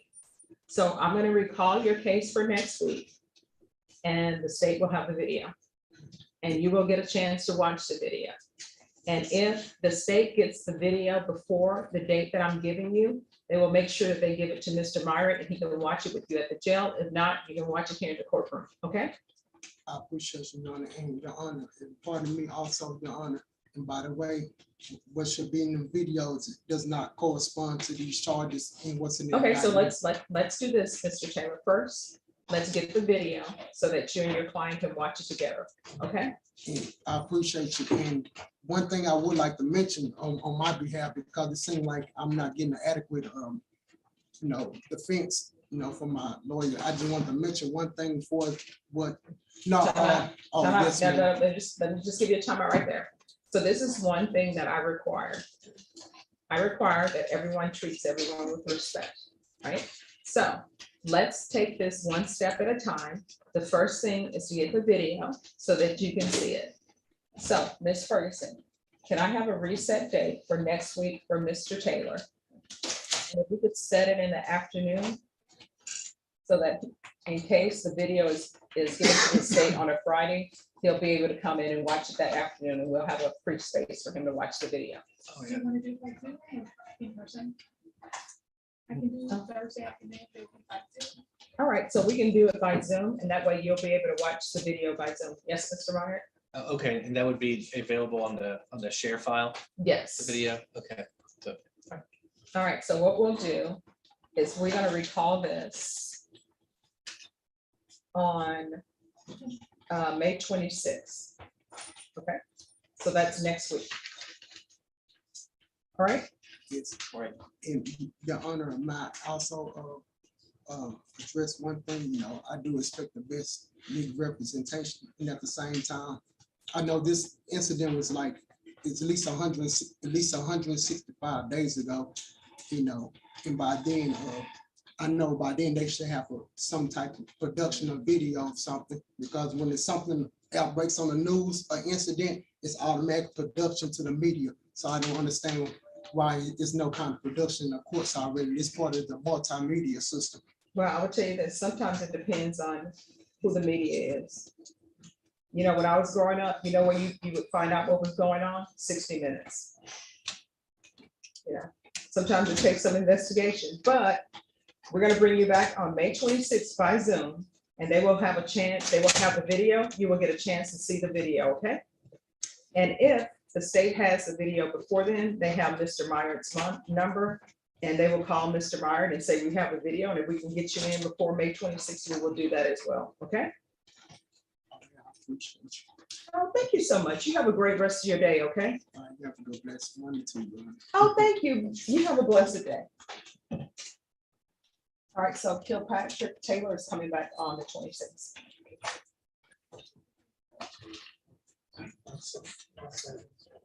All right, who is the party on Angel Cruise?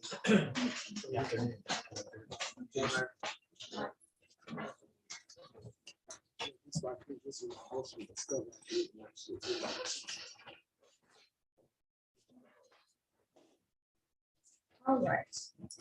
Court is calling 2022 CR 3368, State of Texas versus Angel Cruz. Could I have parties announced for the record for the state?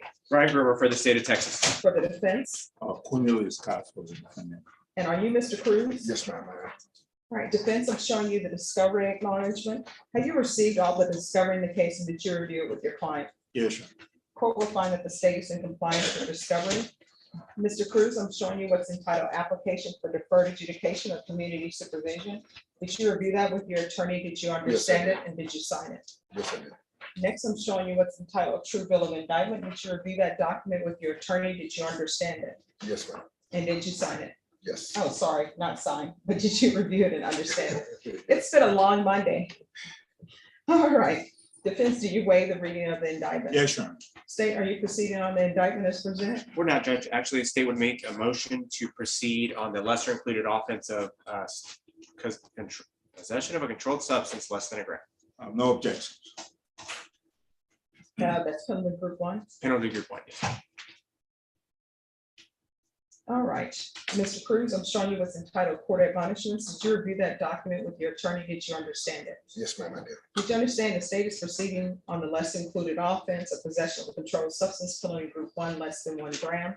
That's a state jail felony. The range of punishment for that offense is anywhere from 180 days up to 2 years in the state jail facility and up to $10,000 fine. Did you understand?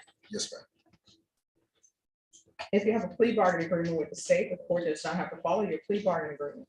If for any reason the court does not follow your plea bargaining agreement and gives you more than you bargained for, the fact that you entered a plea will not be used against you and you will be allowed to withdraw your plea. Did you understand? Yes, ma'am. And Mr. Cruz, did you sign your name in all the appropriate places in the document entitled Court Admonishments? Yes, I did. Your Honor. Did you understand you have a right to jury trial, a right for you or your attorney to cross-examine and confront any witnesses the state will call and the right to remain silent? Did you understand by entering this plea bargaining agreement, you were giving up that right? Yes. And did you intend to give up that right and enter into a plea bargaining agreement in this case? Counselor, has your client been able to provide you with any defenses to this offense? Yes, Your Honor. Do you believe he has a rational as well as a factual understanding of the charges against him? Yes, Your Honor. Do you believe he's currently competent and was legally sane at the time of the offense? Yes, Your Honor. Mr. Cruz, has anyone threatened you, coerced you, or placed you in fear to get you to enter the plea? No, ma'am. Has anyone promised you anything other than the plea bargaining agreement to get you to enter this plea? No, ma'am. Are you satisfied with the way you've been represented? Yes, ma'am. Are you a US citizen? Yes, I am. Court will find that the defendant has knowingly and voluntarily waived his right to jury trial. I'm going to show you the plea bargaining page. Did you review that page with your attorney? Did you understand it? Yes, ma'am, I did. According to the plea bargaining agreement, the state is proceeding on the less included offense of possession of a controlled substance. Penalty group 1 less than 1 gram. They're asking for a $1,500 fine to be probated. State recommends deferred adjudication and restitution of $57 to SAPE. Did you understand that to be the Yes, ma'am, agreement? I did. Defense, is that the agreement? Yes, Your Honor. State, is that the agreement? It is, Judge. Next, I'm showing you the paragraph entitled Waiver of Appeal paragraph. Did you review that paragraph with your attorney? Did you understand it? And did you sign it in both places? Yes, ma'am. Did you understand by signing that you're waiving your right to appeal? The only items that can be appealed are written pretrial motions that have been filed, heard, and ruled upon by the court. Did you understand? Yes. Did you understand? Yes. Counsel, of any such motion? No, Your Honor. Next, I'm showing you outside the plea bargaining agreement. State is requesting that your community supervision be for a term of 2 years. There'll be a top evaluation and 100 hours of community service restitution. Did you understand those are recommendations from the state and the court does not have to follow those recommendations? Yes. Then to the less included offense, how do you plead? Guilty, not guilty, or no contest? No contest. State, any evidence? Yes, Judge. State would offer State's Exhibit number 1. No objections. Mr. Cruz, I'm showing you what's entitled waiver and consent to stipulation of testimony and stipulations. Did you review that document with your attorney? Did you understand it? Did you sign it in all the appropriate places? Yes, I did. Again, did you understand you have a right to jury trial, a right for you or your attorney to cross-examine and confront any witnesses the state will call and the right to remain silent? Yes. Did you understand that today the state will be presenting evidence in the form of witnesses' statements and police reports, but most importantly, there will be no live testimony? Did you understand? Yes, ma'am. Court will find that defendant has knowingly and voluntarily waived and consented to stipulation of testimony and stipulations. Court will accept into evidence State's Exhibits 1 and attachments and review the same.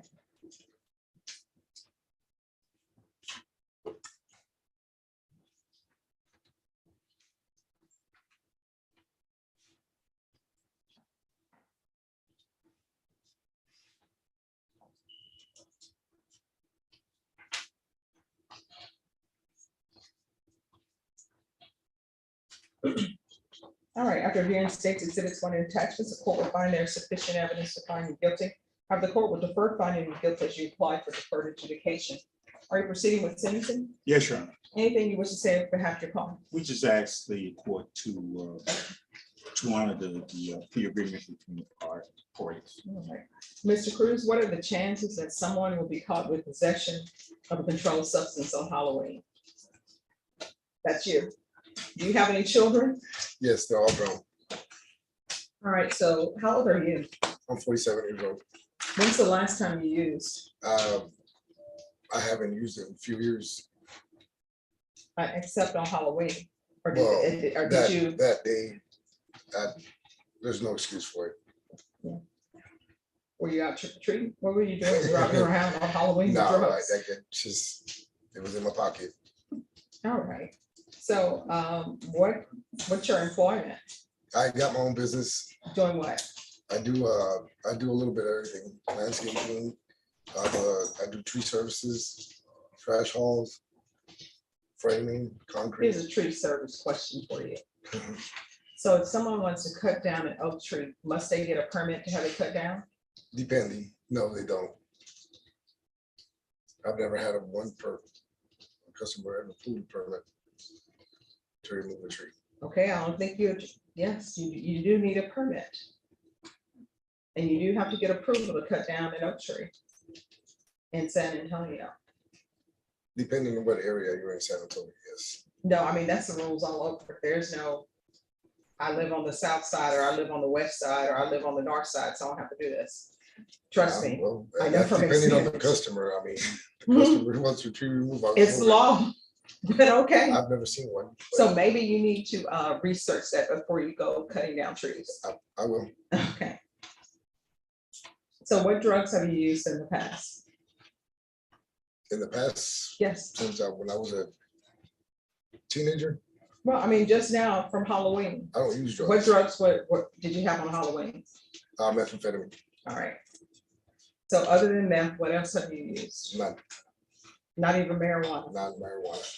Just meth? Just meth. Okay. All right, this is what the court is going to do. Court is going to sentence you to 2 years deferred adjudication, $1,500 fine probated, restitution of $57 to SAPD for lab testing, 100 hours community service restitution. 40 of those hours will be waived if you provide proof of COVID vaccination with the booster. Court is not requiring you to get the COVID vaccination, but if you do, 40 of those hours will be waived. There's to be random UAs, proof of employment within 30 days. There's to be no employment as a home health care provider with minors. There's to be regular reporting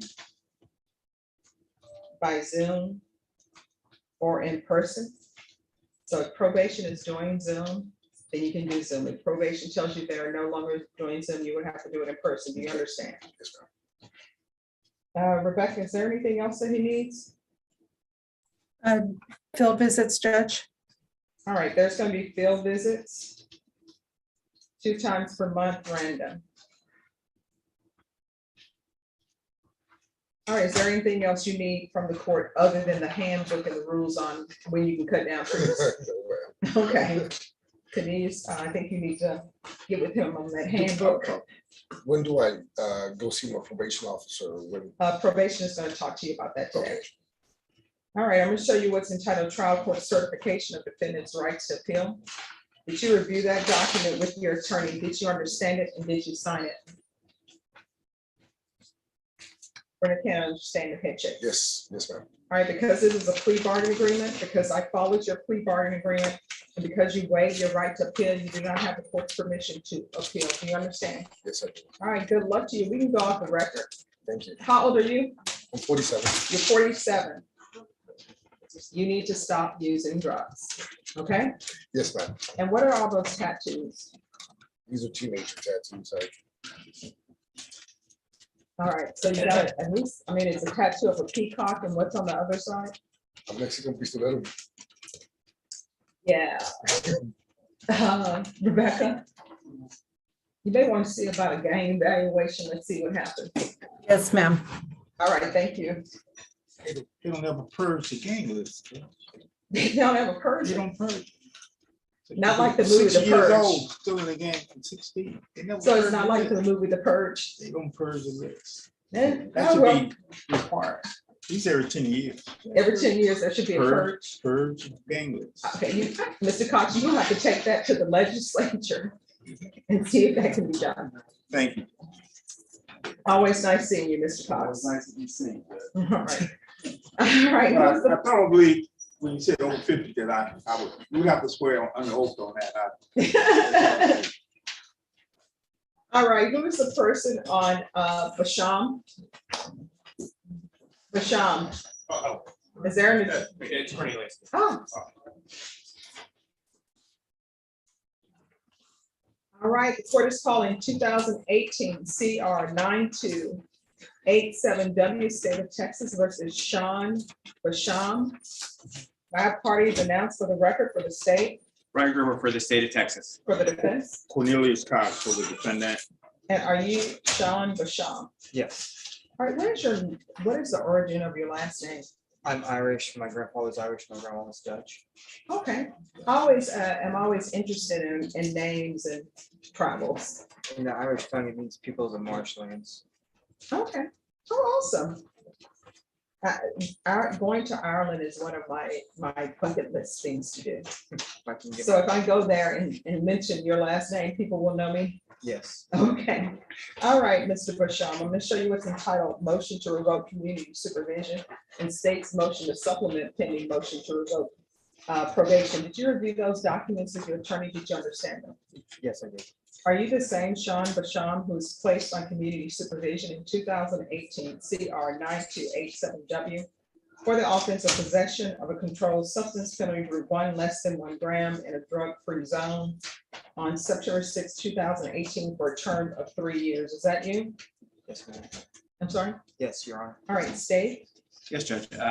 Off of the state's motion to supplement, violated condition number 5 in Bear County, Texas. The defendant, Sean Basham, did then and there fail to report to the supervision officer as directed for the months of June, July, August, September, October, November, and December 2020. And then January, February, March, April, May, and June of 2021 in violation of condition number 5. How do you plead to that? True or not true? That's true, Your Honor. We'd waive the remaining conditions, Judge. No Any objections. objections? No objections. Mr. Basham, did you understand by pleading true to violation of condition number 5, the court can find it true, grant the motion, sentence you to 5 years in prison and a $1,500 fine? Did you understand? Yes, I do. Knowing that, do you still wish to plead true to violation of condition number 5? Yes, Your Honor. All right, the court will find violation of condition number 5 true. Is there an agreement? Yes, Judge. I think we have an agreed recommendation to make to the court. We'd ask that you deny the MTR. However, to alter and amend Mr. Basham's conditions to add the MIC, the state ISF, the dual track, followed by intensive outpatient. That's correct. All right, Mr. Basham, are you asking the court to follow that agreement? Yes, I am, Your Honor. All right, so Mr. Basham, what is going on? Are you using drugs? Where have you been? Yeah, I ended up in Austin after ATC, and I went through some stuff. I'm not gonna make any excuses. Yeah, I had relapsed. However, in regards to getting that under control, I had encountered an officer. I'm not one to really run. I really didn't know what to do, but it was neglectful and irresponsible not to report. So after running my name, finding out I had the warrant, I was obviously taken into custody and here to get this taken care of and resolved. I'm just trying to progress and move forward past this point in my life. All right, if we can go off the record for a moment, and I need white noise, please.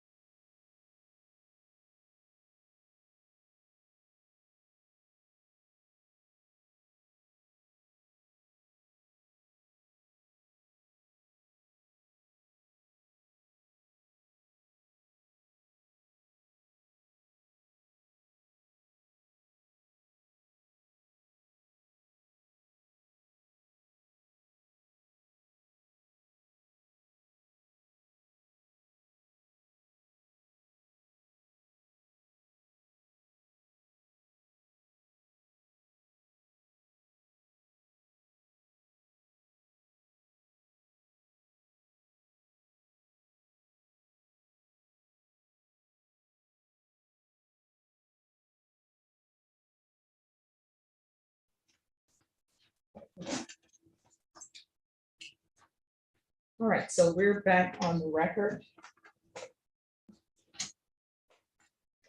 And what the court is going to do is Mr. Basham, the court cannot send you to ISF. I appreciate the fact that you wanted to go to ISF. That shows me where you are in your sobriety, which is first you got to admit you have a problem, then try to seek help for it. All right, the issue though is that your probation has expired. So I'm going to find violation of condition number 5 true, and I'm going to deny the motion. So what that means is, Mr. Basham, is that you completed probation. But here's the thing, you obviously have issues, and you need to make sure that you go to whatever treatment facility, go into rehab, because otherwise you're going to be right back here. How old are you? I turned 40 on the 5th of May in Bexar County. All right, so here's the thing, you're 40. Honestly, I would normally say you're not at the stage where you have more of your life behind you than in front of you. But if you're using drugs, that greatly impacts your longevity. Right. So you're gonna have to get your life together, otherwise you're gonna be back here. Or otherwise, worst case scenario, you may overdose. Do you understand? Yeah. So there are plenty of places for you to get the help that you need, okay? I've taken steps already. I'm actually I no longer believe in synthetics, especially with the fentanyl. The 2 times I relapsed, I overdosed 4 times because of the fentanyl. I was brought back by EMTs. It was scary. You know, I got 3 kids. There's no way to be living, regardless of work-related injuries or sports-related injuries. Sometimes you just got to push past the pain. That's where I'm at. So I'm now considering my philosophical doctorate, homeopathic and holistic care. It's a lot of work, a lot of headaches sometimes, not a lot of sleep, but I know in the end it's going to be worth it. So for what it's worth, that's where my heart is. And helping other addicts in recovery is the one thing that has helped keep me sober. And that's the one thing I stopped doing. That's the one thing I'm going to sharpen up on as soon as I'm able. All right, well, you know, right now, you're not in a position to help others. You know, whenever you're on an airplane, what do they always say with the oxygen mask drop? Even if you have children with you, don't put the mask on them first. You got to put it on yourself first. Right. So you need to take care of your issues first, then maybe you can help others. You understand? Exactly. All right, good luck to you. Thank you. Thanks.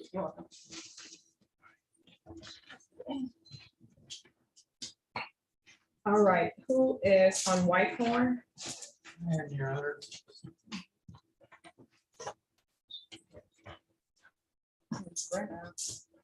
This is gonna be 2 cases. Okay.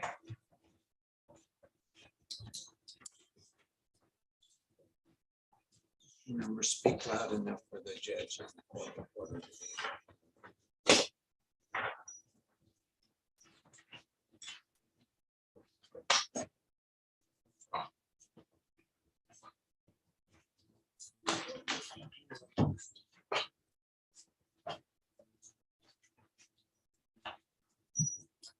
All right, the court is gonna call 2020 CR 7125 and 2020 CR 7126, State of Texas versus Siraj.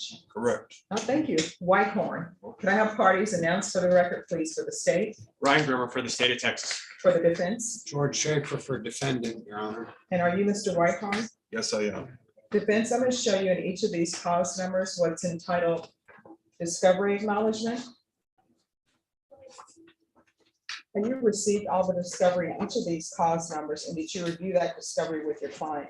Yes, Your Honor. Yeah, I have, Your Honor. No problem. In each of the cause numbers, then the court will find that the state is in compliance with discovery. Mr. Whitehorn, in each of the cause numbers, I'm showing you what's entitled true bill of indictment. Did you review that document with your attorney, or those documents with your attorney? Did you understand them? Yes, Your Honor. Counsel, do you waive the reading of the indictment? We do, Your Honor. In each of the cause numbers, Mr. Whitehorn, showing you what's entitled court admonishments and defendants waivers and affidavit of admonitions. Did you review those documents with your attorney? Did you understand them?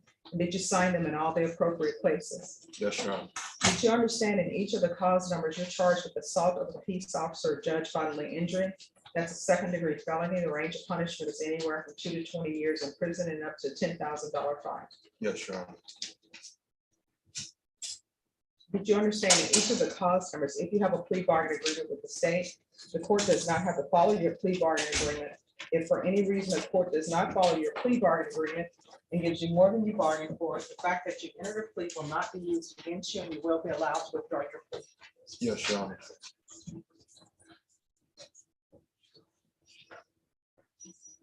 Did you understand in each of the cause numbers, you have a right to jury trial, a right for you or your attorney to cross-examine and confront any witnesses the state would call, Deputy Laura has up. Any witnesses the state would call. Yes. All right, everyone, just give me a moment. I'm sorry.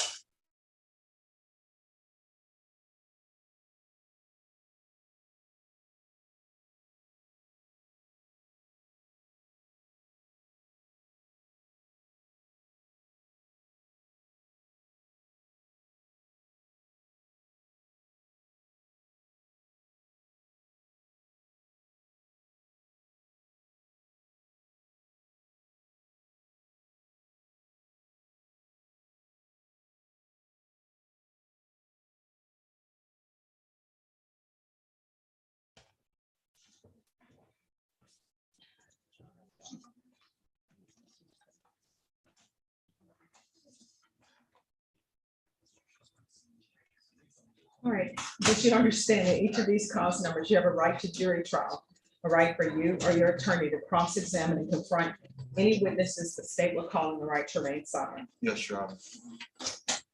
Counsel, I'm sorry, did you understand by entering this plea bargain agreement, you were giving up those rights? Yes, Your Honor. And did you intend to give up those rights and enter into a plea bargain agreement in each of these cause numbers? Yes, Your Honor. Counsel, has your client been able to provide you with any defenses to these offenses? Yes, Do you believe he has a rational as well as a factual understanding of the charges against him? he does. Do you believe he's currently competent and was legally sane at the time of the offense in each of the cause numbers? He is, Your Honor. Mr. Whitehorn, has anyone threatened you, forced you, or placed you in fear to get you to enter the plea agreements in each of these cause numbers? No, Your Honor. Has anyone promised you anything other than a plea bargain agreement? No, Your Honor. Are you satisfied with the way you've been represented? Yes, Your Honor. Are you a U.S. citizen? Yes, I am. In each of the cause numbers, the court will find that the defendant has knowingly and voluntarily waived his right to jury trial. In each of the cause numbers, I'm showing you the plea bargain page. Did you review that page with your attorney? Did you understand it? Yes, Your Honor. In each of the cause number, it appears that your sentence, the agreement is for a punishment of 6 years in the prison, $1,500 fine. There are no applications. Each of the cause numbers were run concurrently. And the state will take in consideration 2020 CR 7127 and 2020 CR 7128. Did you understand that to be the plea bargain agreement in each of the cause numbers? Yes, Your Honor. Defense, is that the plea bargain agreement in each of the cause numbers? It is, Your Honor. In each of the cause numbers, I'm showing you what's entitled waiver of appeal paragraph.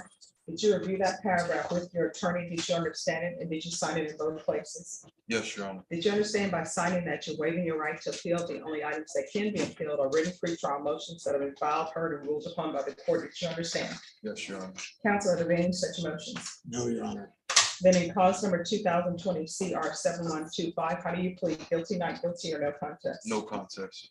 And in cause number 2020 CR 7126, how do you plead? Guilty, not guilty, no contest? No contest. State, any evidence to support the plea? Yes, Judge, State Offer States Exhibit 1 and all attachments in both cause numbers. No objections, Your Honor. All right, Mr. Whitehorn, in each of these cause numbers, I'm showing you what's the title waiver and consent to stipulation of testimony and stipulations.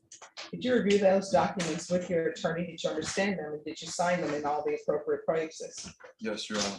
Again, did you understand you have a right to jury trial, a right for you or your attorney to cross-examine and confront any witnesses the state will call in the right to remain silent? Yes, Your Honor. Did you understand that today the state will be presenting evidence in the form of witnesses' statements and police reports, but most importantly, there will be no live testimony? Did you understand? Yes, Your Honor. In each of the cause numbers, the court will find that the defendant has knowingly and voluntarily waived and consented to stipulation of testimony and stipulations. Court will accept into evidence states exhibits 1 and attachment in each cause. Excuse me, Caroline.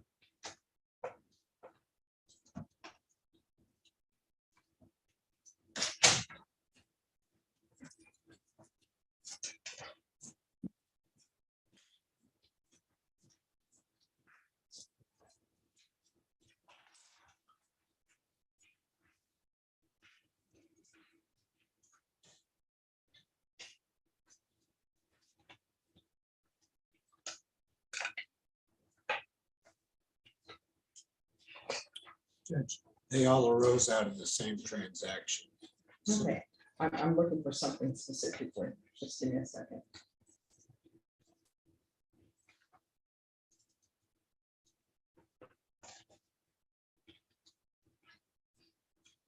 Oh, Brent, do I have white noise?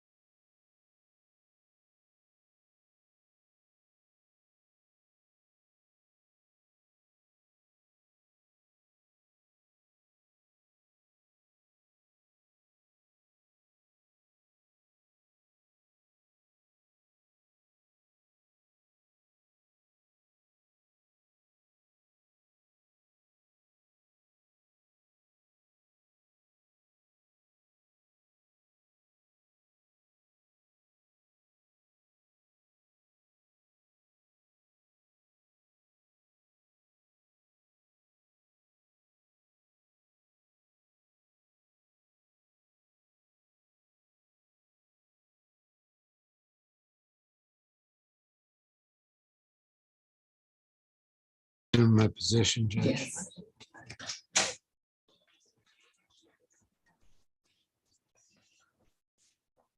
All right, after reviewing states exhibits 1 and attachments, and each of the cause numbers, the court will find there is sufficient evidence to find you guilty, and the court will find you guilty in each of the cause numbers. Are you proceeding with sentencing? Please, Your Honor.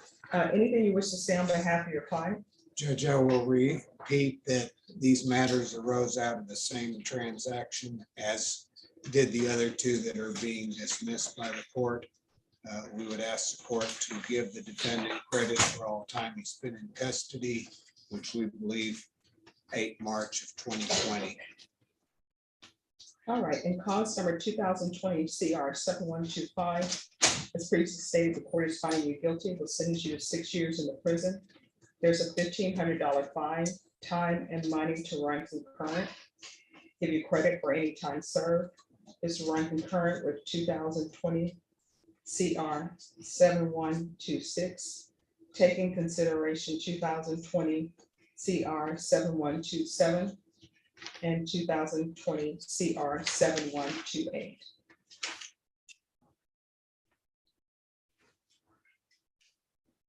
And Judge, it's my belief that you've been provided dismissal forms. Yes.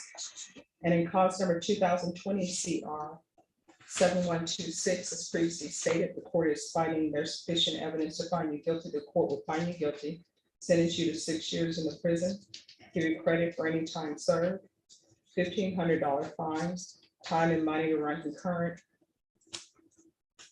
This run concurrent with 2020 CR 7125. Taking consideration the following cause numbers: 2020 CR 7127, 2020 CR 7128. Is there anything else from either side with regards to sentencing? Nothing from the state judge. Nothing from defendant. All right, and each of the cause numbers, Mr. Whitehorn, I'm going to show you what's entitled Trial Court Certification of Defendant's Rights to Appeal. Did you review those documents with your attorney? Did you understand it and did you sign it? Yes, Your Honor. All right, because this is a plea bargain agreement, and because I followed your plea bargain agreement in each of these cause numbers, you do not have the court's permission to appeal. Do you understand? Yes, Your Honor. And also because you waive your right to appeal. Also, in each of the cause numbers, because these are felony convictions, you're not allowed to own or possess any weapons or ammunition. Do you understand? Yes, Your Honor. If you have a question over what a weapon or ammunition is, you'll need to speak to your attorney. Do you understand? Yes, Your Honor. And these are the dismissals. All right, you got the record, Mr. Whitehorn, you're gonna have to do better. Yes, Your Honor. I I don't- agree. All right, how old are you? I'm 30. I turned 30 on 19th of last month. All right, well, don't find yourself spending the majority of your birthdays in prison, okay? I agree. I won't. All right, do better. And Mr. Schaefer, you told the court how many years this is for you as an attorney? 42. 42 years. So he's been an attorney longer than you've been alive. Yeah. That's all I have, Mr. Schaefer. I just find that very, Mr. Schaefer, I have been watching these programs where people were talking about what movies came out when they were growing up. And somebody said the first Lord of the Rings. I'm like, oh my gosh, I'm really old now. So it happens. What can you say? That's the only thing I can give you, but you're still alive, so that's a good thing. The world is a better place with you in it. Thank you, Judge. I agree. Thank you, Judge. You have a blessed day. Oh, thank you. You too. You have a blessed day. And Thank Mr. you. Schaefer, you have a good one. Thank you very much.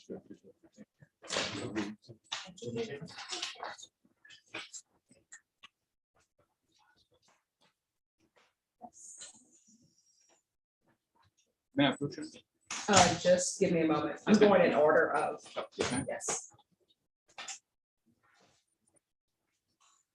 All right, the next person up is Yusbel Sanchez. Oh, that'd be me, Your Honor. Yes, where's Yusbel Sanchez? He's in the jury box. Right?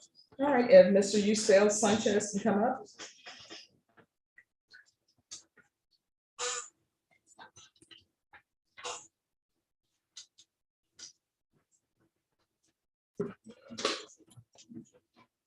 How are you, Your Honor?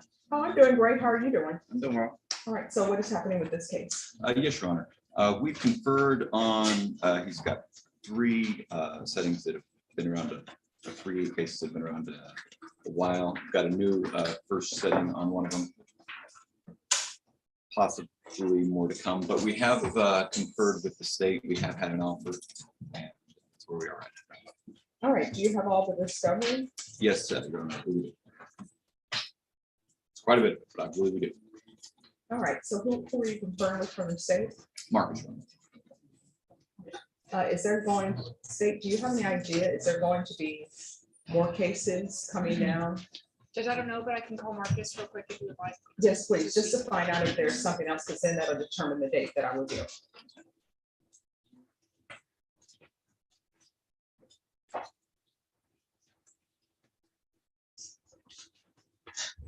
Because Mr. Sanchez, at some point, even if there are more cases coming down, I'm not gonna allow these cases just to sit around because more cases are coming down. You understand? Understood. Okay. So I'm just trying to see if I should give him a 30-day reset or a 45-day reset. And the offer that was tendered to you, I'm assuming it's encompassing all of these cases. I believe it would, Your Honor. Yes. I believe any new cases that pop up would be like fraudulent possession of ID or something like that. Okay. And do you know if that offer was considering those cases or not? It was the same.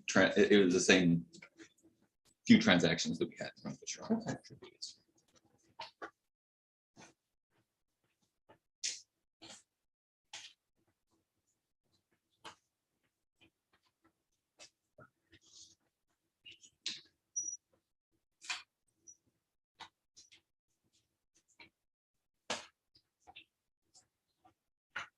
on Norman.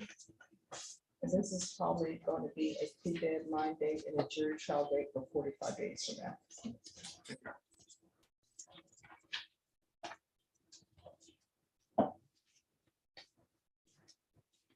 So what's gonna happen is I'm gonna get a date.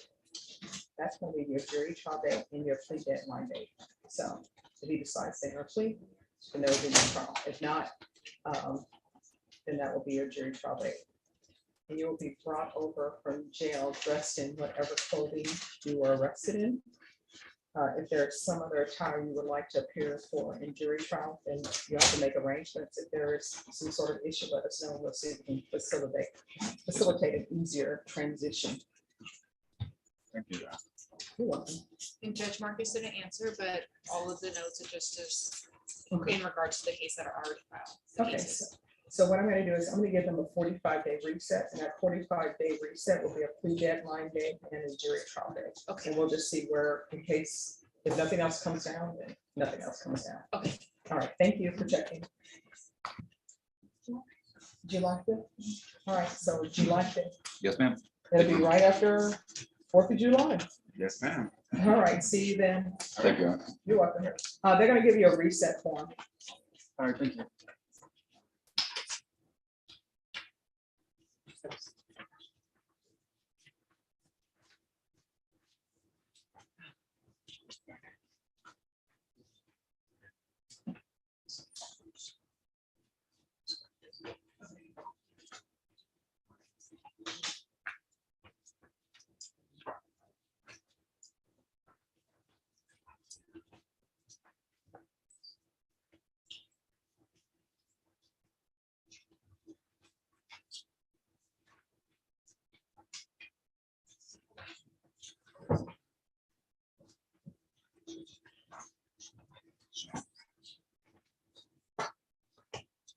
All right, who are the parties on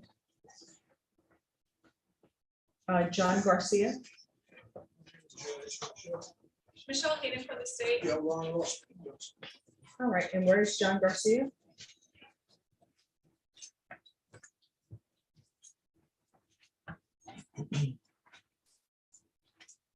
All right, Ms. Hayden, on this case, were you able to tender to the state, to the defense, the victim impact?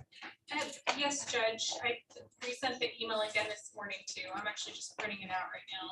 All right, do you have that? I think I do. Yes.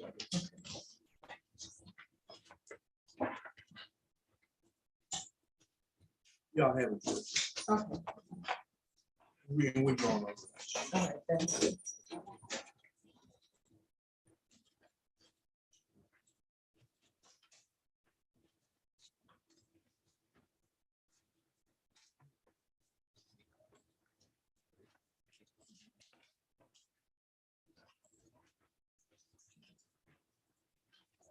All right, the court is calling 2021 CR 10249, State of Texas versus John Robert Garcia. Can I have parties announced for the record for the state? Michelle Hayden for the state. And Ron Ross for responding. Are you Mr. Garcia? Yes, ma'am. All right, you entered a plea of no contest on March 29th. And you entered a plea to, just one moment.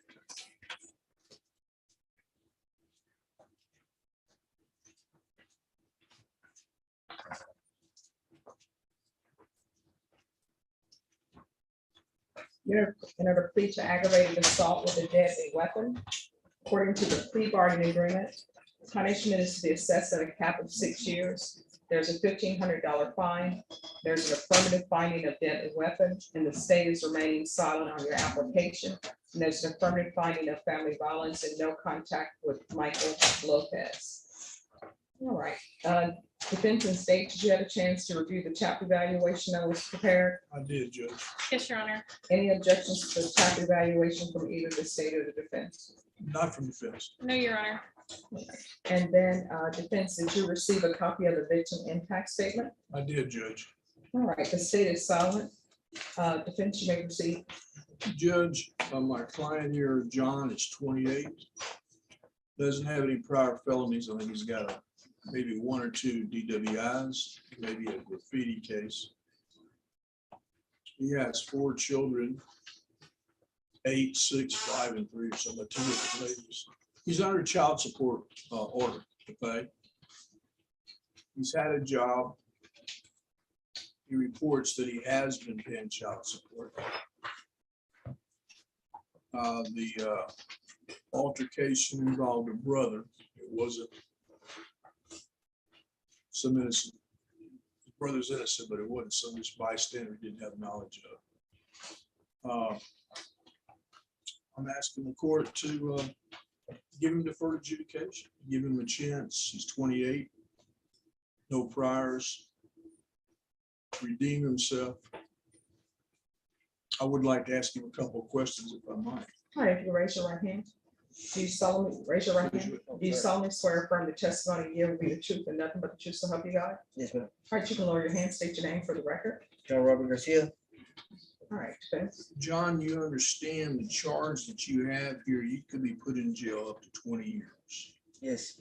And you understand you've asked the judge to give you deferred adjudication.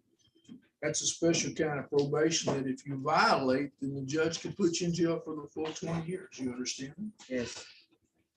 Was I correct? Was I accurate when I told the judge that you had a job, you have children, you under child support order? Yes. On the children, is that right? Yes. Yes, sir. Were you making child support payments before you got arrested? Yes, sir. And what kind of employment did you have? I'm a cook. Think you can go back and get a job? Yes, I can. If you put on probation? Yes, I can. And this incident involved a knife, correct? Yes, I did. And your brother? Yes. Just tell the judge, if you would, why you're asking for probation, deferred adjudication, why you think that you ought to receive it. Would you explain to the judge? She wants to Your hear Honor, from you. let's start off by saying I know probation is a privilege, and I know that I can meet the terms and conditions of the probation. This is my first violent offense. I'm not a violent person at all. And this day it plays over in my head. I wish it could have happened any other way. Well, you say you're not a violent person, but you heard for aggravated assault with a deadly weapon. Who did you cut? That's my brother. Okay. My half brother. What, I don't want to go into facts, but y'all went in an argument when this happened, right? Right. And we have a rocky relationship, so it's always ended somewhat of us getting in arguments and stuff like that. So I just want to state that as well. Did you graduate from high school? Yes, I did. Okay, so why do you think you ought to be given a chance? I mean, you told the judge you have no prior record. I've been thinking I should give him a chance because I know I could complete the probation as well. It also breaks my heart because I don't like my children to see me in jail. And they have many questions on why I'm here. And I don't want them to see me go to prison either, Your Honor. So I'm asking you to please give me a second chance. I pass the rules.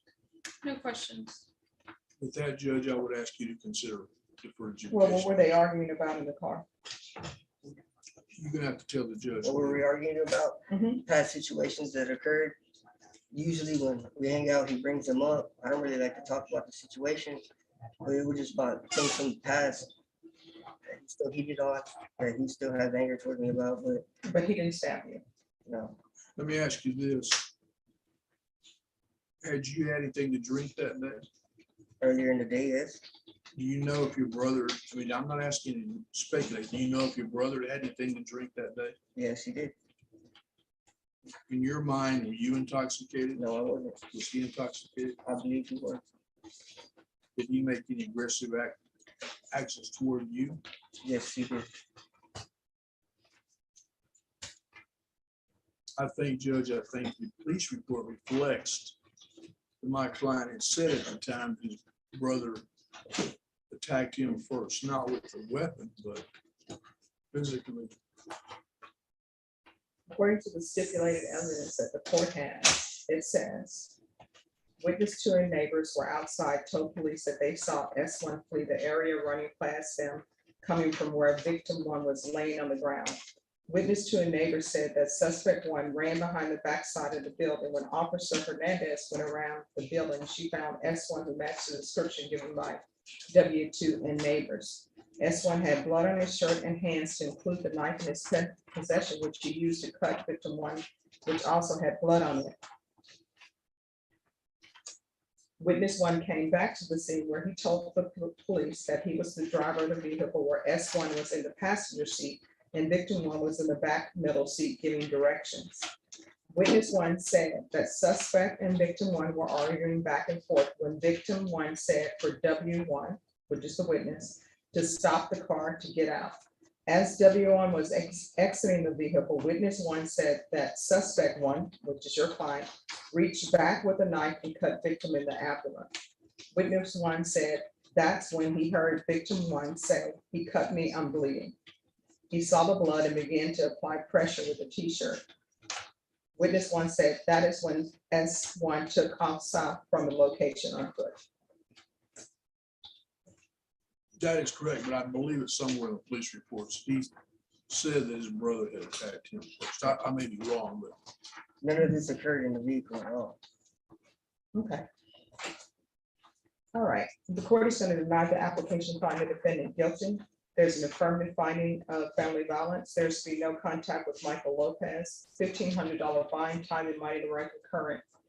The punishments be assessed at a cap of 6 years. Would you like to speak to the council? I would, Judge, I would, again, I'll let you consider everything you've heard today, and I don't think he's been to prison before, and I don't know that he's been to jail very long, except for this time right now, and I think that anytime you give him 2 years, 3 years, 4 years is gonna be a real wake-up call to him, and he's gonna have additional child support accruing while he's in jail. He's gonna have to get out and pay to start supporting these kids, and he's young,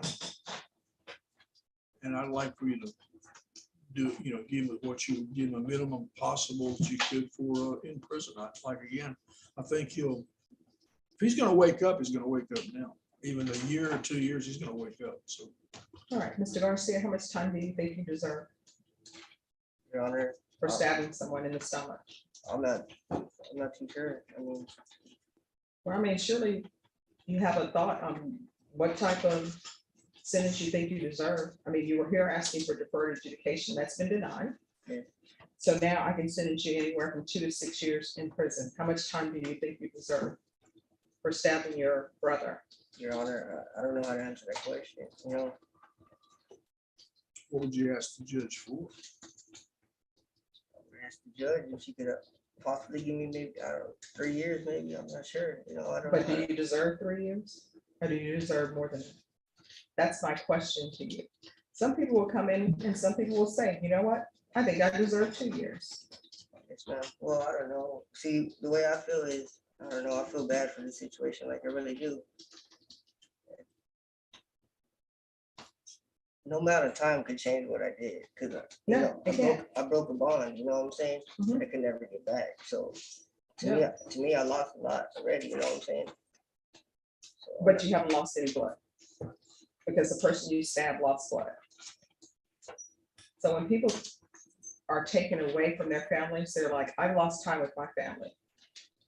So did the person who was in the hospital, because I'm sure this person had to go to the hospital for the stab wound, right? So when they were in the hospital from where you stabbed them, they lost time with their family. They lost time with their children. If they have children, can't go to the ball game because they're in the hospital. If they're walking around carrying their children, can't walk around and carry my child because I've been stabbed. Can't have my child running towards me where I lift him up because I've been stabbed. I got staples or stitches or whatever. So when I ask people what time do they deserve, I'm not asking you about how this is going to affect other people in your life, how it's going to affect your children. I internalized what you said about, or at least your counsel said about, I don't want my children to see me in jail. Hopefully your children have not been visiting you in the jail. Excuse me, miss, there's no phone use in the courtroom. So what time do you think you deserve? I think 3 years for me would be a wake up call. Why do you deserve 3? Why not 6? I haven't been in trouble, Your Honor. 28 years of my life. I haven't been in And trouble I either. did change my life. Well, we come from different backgrounds. I come from a hard upbringing. You don't know where I come And from. I did change my life, Your Honor. There are a lot of people who have a hard upbringing, and guess what? They've never been arrested, never been in jail, and never stabbed anybody. Now, I do understand that people have different upbringing and everybody has their own path, and I understand that people walk in different shoes. And what may affect you a certain way may not affect me the same way. Right. I But came a there are long way, plenty of Your people Honor. who've had hard lives. I came a long way and I changed so much. What's up with the tattoos on your face? What is that? Got them when I was younger. What is that a tattoo of? It's my daughter's birthday. You can't remember that? I can, but it. All right, that's your daughter's birthday up there. I'm talking about on the cheek. What is that? That is not a numerical birthday. It's a SA. Essay what? San Antonio. You can't remember where you live? I can. All right. Court's gonna sentence you to 6 years in prison, give you credit for any time that you served. There's to be no contact with Michael Lopez, $1,500 fine, time and money running current. Is there restitution at all? Your Honor, I don't believe we have a figure. I can check the system, but I don't have an exact figure for you. All right, then there's restitution, if any, to Michael Lopez. I'm going to show you what's entitled trial court certification of defendant's rights to appeal. Did you review that document with your attorney? Did you understand it? And did you sign it? Yes. Because this is a plea bargaining agreement, because I followed your plea bargaining agreement, and because you waived your right to appeal. I'm sorry, just one moment too. There's also an affirmative finding of deadly weapon.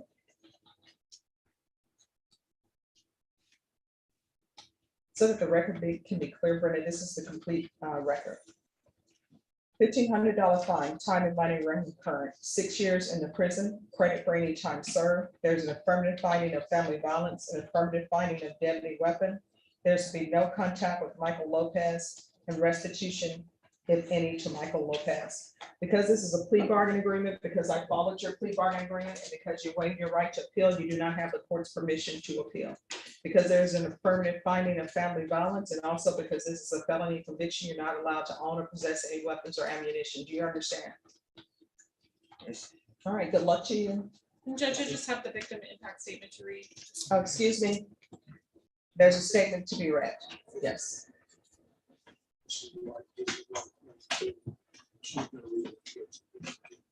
I still get pain in my stomach. I am restricted at work and can't carry heavy objects anymore. I am on a strict diet because certain foods now affect my stomach. I have a scar from the middle of my stomach to my belly button. I have a hole in my stomach that is closed. When he stabbed me, he cut my intestines. I had to have 10 stitches. The doctors told me I had to use the bathroom a lot, even though it was very painful. I could not even stand up and go to the restroom by myself. I have to get my mom to help me and use the restroom because it hurt to put pressure on it when I was walking. He's my older brother, and I never pictured him doing something like this to me. I worry he will do it again. This ruined the dynamic of my family. It caused a lot of stress for my mom, grandpa, and aunt. I hope he gets prison time. I know he is my brother, but what he did is wrong. He changed me for life, and he needs to pay a price.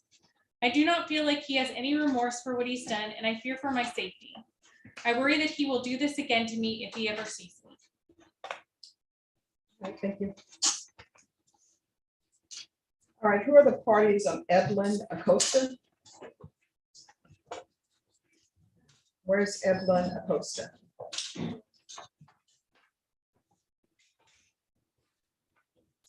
afternoon. Good afternoon. All right, and who's the state for Acosta? Michelle Hayden for the state. All right, the court is calling 2021 CR 11159, State of Texas versus Evelyn Acosta. Can I have parties announced for the record, please? Michelle Hayden for the state. Thomas Hill for defendant. All right, we're here for sentencing. Are you Evelyn Acosta? Yes, ma'am, I am. All right, you entered a plea of no contest on April 4th. Yes, ma'am. And applied for deferred adjudication for the offense of arson, habitation, place of assembly. Yes, ma'am. According to the plea bargaining agreement, punishment is to be assessed at a cap of 6 years silent. There's a $1,500 fine, and the state is silent on your application. All right, did you have a chance to review the report prepared by probation, Ms. Hilly? I have, Your Honor. Any objections? No, Your Honor. All right, state any objections to the PSI and the TAP evaluation? No, Your Honor. All right, the state is silent. Mr. Hilly, I call my client. could you raise your right hand for me, please? Do you solemnly swear affirm the testimony you give will be the truth and nothing but the truth so help you God? Yes, Your Honor. All right, you can lower your hand, state your name for the record, please. Evelyn Acosta. All right, defense. Please tell the court, if given the chance today on deferred education to keep this charge from affecting you for the rest of your life, tell the court what is going to be your intended place of residence and with whom. My intended residence to be live with my mother. Basically just prove to myself, my family, that I can redeem myself and be a better man, better husband, a better son to my family. I'm a hardworking person. I stay out of trouble. I by myself. I don't have that many acquaintances. I would just like to turn this around and put a smile on my kids and my wife and my family, that they're very disappointed in me. I myself am very disappointed in myself as well. Jail has been a big eye opener for me that I've taken for granted. My family, which is the most important thing in my life right now. I apologize to my family for any inconvenience that I put them through. You know, I know they're out there right now without me, and they need me. I need them. Just an opportunity to show them that I could do better and be better. In addition to your mother, what other family support do you intend to have, expect to have? I have sisters and brothers, my father, so I have uncles and cousins who believe in me. They know that this has served me as a lesson, and they know I'm a hardworking person. They know I'm a loyal person, I'm a family person. That they all have. I have their respect and their support. You understand that you already have 8 months back time. If the judge was to sentence you to serve a low number of TDC years, you may be out soon, as opposed to being on probation for many, many more years to come, undergoing a lot of treatment, doing a lot of classes, you're getting a lot of help. And if you mess up all of that, you could get a lot more time. Yes, sir, I do. You really take on the maybe potentially much more intense burden. I know that none of that is going to be immediate, because like I said, I've stayed away from being just any trouble at all for years and years. This time it was just a big fall for myself, that I couldn't stay content on myself. I usually stay content on my actions and my I speak before I can do something. I think before I speak and I act. It was a big mess up. I was messing up bad. Like I said, I'm glad that my eyes have been opened, and I knew that if this would have not happened to me, then it could have been worse for me as well. Let's talk about the changes you underwent in custody the last 8 months. When it happened, what was your state of mind compared to today, and why? At the beginning, I would stutter. I wouldn't know how to carry myself with others. Now I've turned my life around. Like I said, I've turned my life around to a point where I want to make changes, not just changes, transformations in my life. You know, complete transformation where I could be unrecognizable. You know, and I know I'm capable of doing such thing. I know I could be better and greater for my kids, especially for them. To show them that their dad is not what a mess up. You know. What services do you think you would benefit from when it comes to mental health, substance abuse, and being a father? Sorry, what services do you think this court can order you that you would benefit from when it comes to substance abuse, mental health, and parenting? Yes, parenting classes, drug classes, self-control classes. You know, just programs that can help me be a big mental support for myself to. You know, be somebody greater and be a better part of society again, and just be part of my kid's life again, and not be as dumb as I was. What were you thinking? What were you doing? And why were you doing what you're doing at the time of the opening? My point, my question summarized, what kind of drugs did you take at the time? At the time, I was new to crystal meth, and it's a heavy drug that it takes control of your mind, hallucinations, the paranoia that it gives you. You know, it's never been my choice of drug. It's just something that I fell on for losing my job and not be able to support my What has family. been your choice of drug? Ma'am, What has been your choice of drug? marijuana. Okay, Yes, ma'am. all right. Are you receiving SSI or no? No, ma'am. All right. This is what the court is going to do. The court is going to grant your application, sentence you to 6 years deferred adjudication, $1,500 fine probated. You're to be evaluated for the DDRF placement. My understanding it's scheduled for May 19th, so he's going to remain in custody until that takes place and follow all the conditions set by that. And he's going to follow that with the Genesis program, monthly year analysis, sober meetings, the MRT.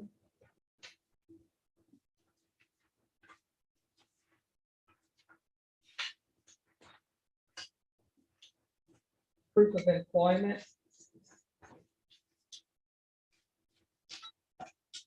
Within 60 days of release. There should be no employment as a home health care provider with minors.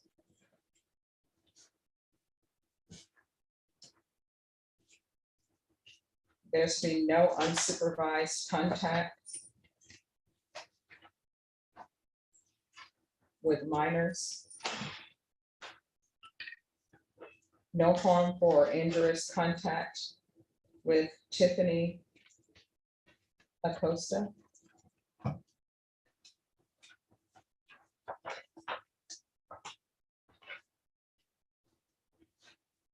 There should be regular reporting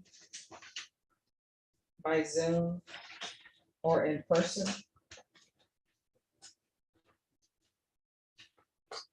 Field visits 3 times per month, random, and that's upon release. Rebecca, is there anything else he needs? No, ma'am. All right. Mr. Costa, is there anything else you need from the court in order to be successful? Just to grant me the opportunity to speak to show that I get that I won't regret the opportunity that I get right now. All right, thank you. Yes, ma'am. I'm going to show you what's entitled Trial Court Certification of Defendant's Rights to Appeal. Did you review that document with your attorney? Did you understand it and did you sign it? Yes, Your Honor. Because this is a plea bargain agreement, because I followed your plea bargain agreement, and because you waive your right to appeal, you do not have the court's permission to appeal. Do you understand? Yes, Your Honor. All right, good luck to you. We can go off the record. What are these tattoos about? What's that thing on your arm over there? Oh, it's a smile now, cry later, good times, bad times. I'm sorry, what? It's a smile now, cry later, good times, bad times. Smile now, And cry later. But I mean, what is it of? Oh, there's skulls. Skulls. Yes, ma'am. Okay, and what's the other thing? San Antonio, City of San Antonio and the spider web. All right, can I have a gang evaluation as well, Ms. Reyes? All right, thank you. Maybe. Yes. Good luck. Thank you. All right, who are the parties on Stephanie April Gomez? Stephanie April Gomez.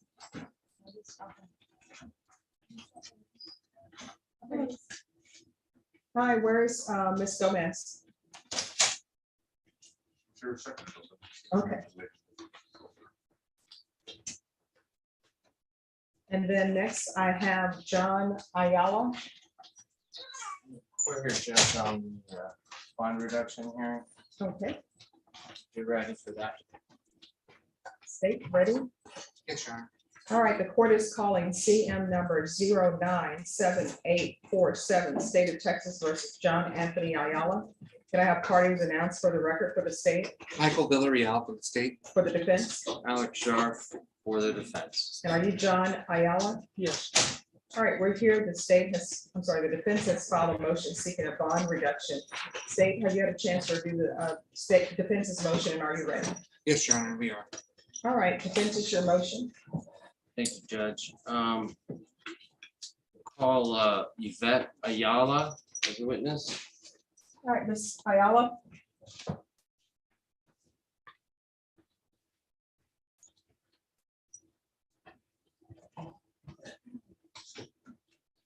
If you can raise your right hand for me, please. Do you solemnly swear affirm the testimony you give will be the truth and nothing but the truth, so help you God? Yes. All right, you can lower your hand if you state your name for the record. Yvette Ayala. All right, defense. Thank you, Your Honor. Mr. Ayala, where do you live? 151 Bangor. In San Antonio? Yes. All right, and are you working? Yes, sir. Okay, where do you work? Commercial kitchen parts and service. Okay. You married? No. Okay. And John is your son, is that correct? Yes. How old is he? 19. 19. Has no criminal record, is that correct? No, sir. Now, you know that he's charged with a continuous sexual abuse for minors, is that correct? Yes. All right. And that the bond is currently set at $150,000. Is that correct? That's what I heard. Okay. Now, do you have $15,000 to pay towards to a bondsman or to someone to get him out on that high of a bond? No, sir. All right. Is there anything property that you own or that you can, is there an amount that you can get together of money that you could put towards a bond to help to get John out of jail? I'm currently trying to sell my house. Okay. With the money that I get back, though, I'm trying to make sure I get my other kids set up. And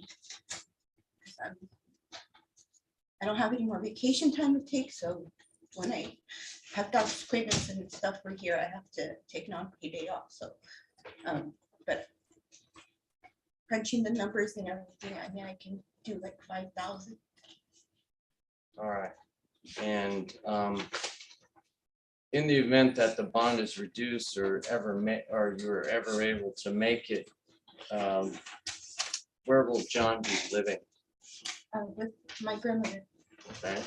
Are there any minors under 17 that live there? No. Not that I remember. Is that your mom? No, it's my grandma. My mom's another option as well. Okay. There are places where he can live that Yes. would not violate any conditions. Yes. Okay. Pass the witness. Just a few questions. Ms. Ayala, you said you owned your own home? Oh, I'm still paying for it, yes. You have a mortgage on your home? Okay. And the $5,000 that you said that you could come up with, is that when, are you taking into consideration other things, or is that just based on the sale of your home? That's based on the sale of the home and after I pay off what I need to make sure my other children are able. I need a place for them to live. If you were going to sell your home, where are you gonna live? Our plan right now is to sell our home, get an apartment. I would like to pay it for a year because like I said, with my hours not meeting, I don't want to stress over eviction. So the 5,000 you're considering is in part due to you want to prepay a year your rent. As far as if he were to make bond, regardless of the amount, you said that he was not going to be residing with you. No, because I have my daughter. And how old is your daughter? I have my 16-year-old and my 12-year-old. Okay. So you have two children under the age of 17. I have 3. My youngest, my son is 11. You have 11, 12, and 16. Did I understand correctly? And they would be residing with you. I'll pass the research. Any further questions? Nothing further, Judge. All right. Pass Next. witness. Next witness. We rest. All right, Steve. Yes, Your Honor. At this time, State Rouge Opera State Exhibit number 1, which has been previously tendered to defense. No objection. All right, then State's Exhibit number 1 is admitted into evidence. Just give me a moment to read it.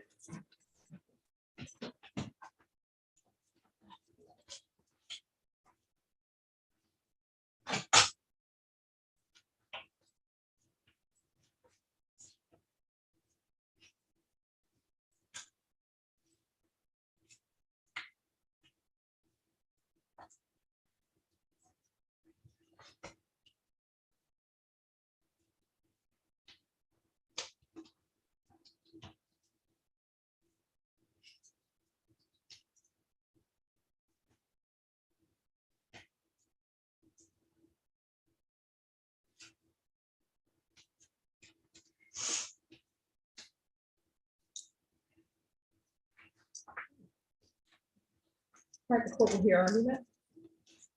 Defense, it's your motion. Thank you, Judge.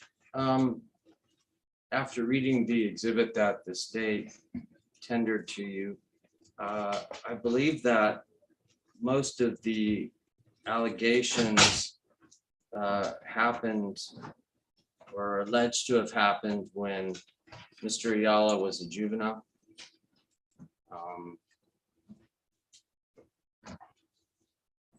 To take that into consideration, that might have an effect on the jurisdiction of the case.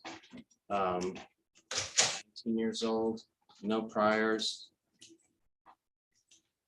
Has a safe place to stay. I understand the seriousness of the charge. But $150,000 bond. I mean, I've seen murder cases with less than that. Stabbing, shootings, all that kind of stuff. I would ask that you reduce the bond from $150,000 to $50,000. All right, State. Yes, Your Honor. I guess 2 things from the state's perspective. Number 1 is just the offense in and of itself, which the court is well aware of, and the seriousness of these allegations, and the defendant's own admission to committing these offenses. The court's well aware that juveniles go to prison as well for these types of offenses. So the fact that he was a juvenile doesn't negate the age difference in this case, which I believe is, if I'm calculating it correctly, would be at least a 9-year difference between the 2 individuals. Secondly, in determining what is the appropriate amount to set in this case, obviously the court's taking into consideration the ability for the defendant to make bond. And so in this case, I don't believe that Ms. Ayala has demonstrated through, or the defense through Ms. Ayala has demonstrated the inability to pay, rather the inconvenience of being able to pay. She has other understandable uses and needs for that money, but prepaying a whole year of your rent, even assuming rent is $1,000 a month, that's $12,000 right there. And that's including, talking about her having to have at least 3 kids, and that'd be pretty relatively safe to expect that'd be $12,000 right there. And so it's not the most convenient way for her to use her money, but obviously I don't think that should be taken into play what the court is going to consider. And so we're asking that the bond, the writ be denied, that the bond is already appropriately set at an amount based on the nature of the offense, the specific allegations of this offense, and the lack of evidence to show that the defendant has the inability to make the bond as presently set. Defense, it's your motion, so you have final argument. Thank you, Judge. Ms. Ayala, told the court she doesn't have the money. She's in the process of selling her house. God knows when that will happen. Or how much it'll be. But clearly she doesn't have the money to make this bond right now. She's justified to that under oath. When and if the house gets sold, depending on what it gets sold for and all that. I mean, her son is still in jail. And he's been there for over a month, and it's his first offense, and he's been throwing up all morning. He spit out. And we think that realistic just bond can be formulated. I believe full house arrest has already been ordered as a condition of his bond, where you can lower the bond to 50,000 and protect and give protection to the community, to the alleged victim. And so we're gonna say that we did show that she cannot make the bond right now at this moment. All right, so this is what the court is going to do. The court is going to set the bond at $130,000, full GPS, waive fees, no contact with minors. Thank you, Judge. All right, are we ready on Stephanie Gomez? Stephanie Gomez? We're having lengthy discussions. I don't know where she's at. Okay, can I have somebody from the state, please? All We right. had previously entered a plea of truth, Mhm. and Yes. we were here to give an explanation. And she could have handled the realization of possibly being taken in. And I guess that's, All right, court is calling 2021 CR 0243, State of Texas versus Stephanie April Gomez. That party is announced for the record for the state, Marcus Sanders. for the defense. Joseph Pasolini. All right, where is Miss Stephanie Gomez? Your Honor, we were having lengthy discussions with the ADA and myself and Ms. Gomez, and told her we were going to be in front of the court and we would explain the entire situation. Next minute, I looked around and you had asked where she was at. I've gone in the hallway looking for her. And found her. All right, state, Judge, we're asking that her bond be forfeited and a warrant issued. that'll be granted, it should be remanded without bond. Yes, Your Honor. I will make efforts to have her voluntarily come in so we could deal with it. All right, thank you. Thank you, Your Honor. Do we have anyone else on the docket? We just have the compliance hearings.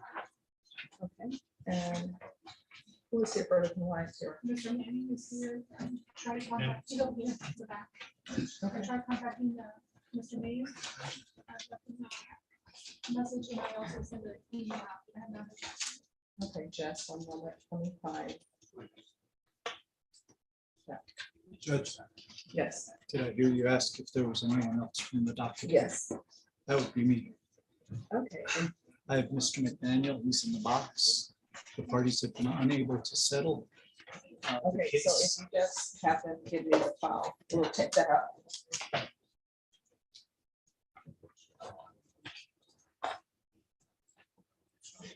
And then Rebecca, could you email me the compliance hearing? For some reason, I don't have it on Mr. Manning. On who, I'm sorry? On Manning. I'm sorry, it's a violation of the thing. I'm sorry. Okay.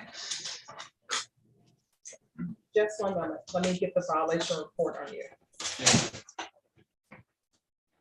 I don't know if it was stated, but I'm without counsel. Okay, just give us a moment. All right, Frederick McDaniel.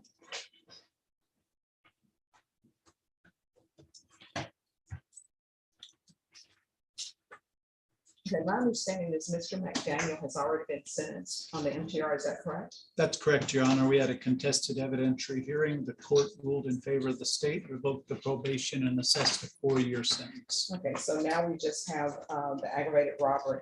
So on this case, have you received all the discovery? Yes, ma'am, so far as I know. And has an offer been tendered? Yes, ma'am. All right, Ms. Ferguson, on this case, does your client need more time to think about the offer, or? Well, one of the things I'm going to have to do, Judge, is since we conducted the contested evidentiary hearing on the motion to revoke, now those witnesses' testimony constitutes a prior statement. So I'm gonna have to file a motion with the court and ask the court to transcribe the testimony, ask the court to approve transcription of that Could you start testimony. that, What day was that? April 11th. Okay, let me make sure. all right, we'll make sure we get that. Yes, ma'am. So I just don't know how long that will take. And then as far as your other question, do you believe that the case might settle given more time? I always say one never knows, but it seems as if that's not likely at this All point. right, so what I can do is, And it was me. I'm sorry, It was me. all right, how long do you anticipate? I'll have to look it up, but I can let you know. So we'll see how long it will take to get the transcripts. It was just like a 1 day, 2 hour hearing. Oh, I mean, it wasn't that much, Judge. hey, but still, Brenda's the one who has to type it. Yeah, and I have it on A good few authority others that have, she's yeah. very fast and competent. Oh, she is. So Brenda, what I can do is I can reset this for 45 days. Yeah, that'll give me. Okay. So Ms. Ferguson, on Mr. McDaniel, can I have a 45-day reset? All right, so that'll be his plea deadline date. And Brenda will probably have a record to you before then. Yes, ma'am.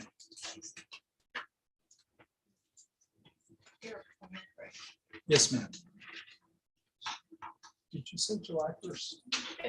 5th. Okay, good thing I was listening.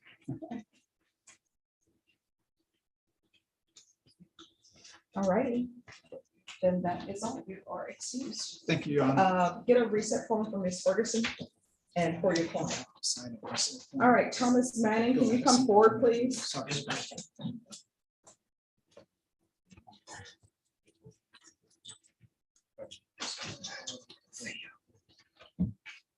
Yes, ma'am. All right, so Mr. Manning, we're not on the record, but I'm just giving you fair warning. This is your first violation report with me, Yes, ma'am. but pretrial services says that you've been warned of this before. You are on GPS. Yes, ma'am. You cannot go wherever you want to on GPS. You must get permission. You understand? I understand it was due to extenuating circumstances that were not under my control. I have witnesses, several SAPD officers. Well, here's the thing. This is Yes, what I'm ma'am. telling you. I want you to listen to me. Yes, ma'am. You are not allowed to just go wherever you want to go. You understand? Yes, ma'am, I understand. Okay. All righty. And Ms. Ferguson or Mr. May. Just see if we can make sure we get in touch with him. You're actually reset for June 6th already. Yes, ma'am. I have this Thursday, the psych evaluation that was ordered before. Okay. All right, so we'll be back on June 6th. Sixth. Norman, can you make sure you give him a reset form? I don't know. Were you ever given a reset form? No, I was not. And I tried to contact my pretrial officer, Ms. Angelica Sota.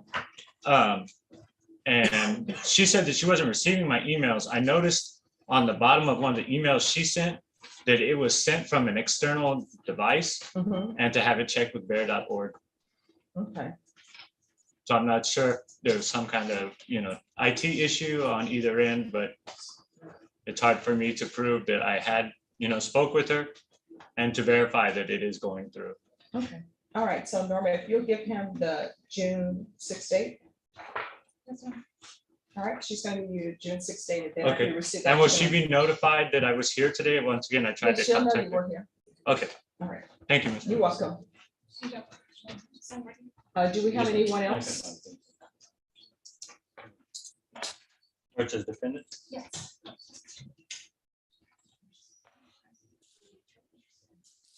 All right. Is there anyone else left on the docket?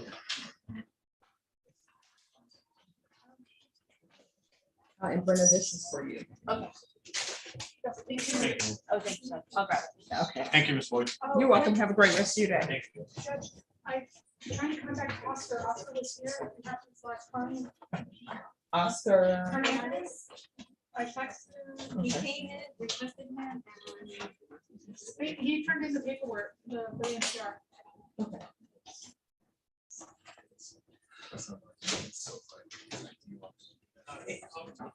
Oscar, back to the one you said. You're the last person.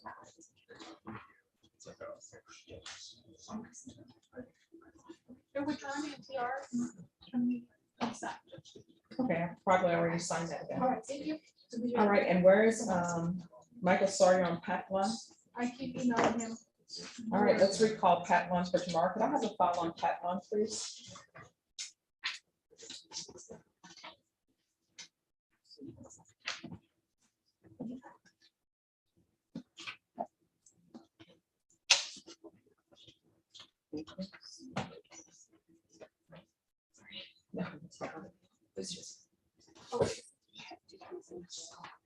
Oh, yes. Is there any other files that are remaining that haven't been taken care of?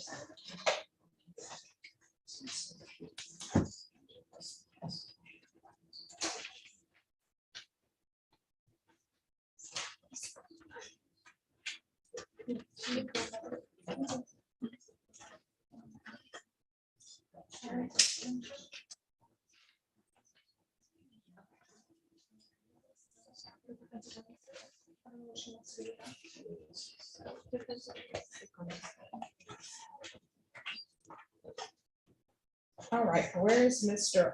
Alex Sanchez? Is he in custody?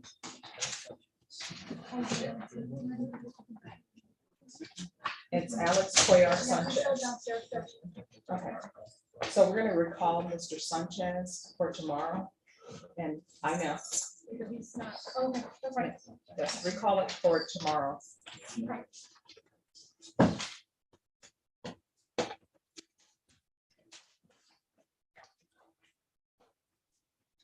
All right, is there anyone else left?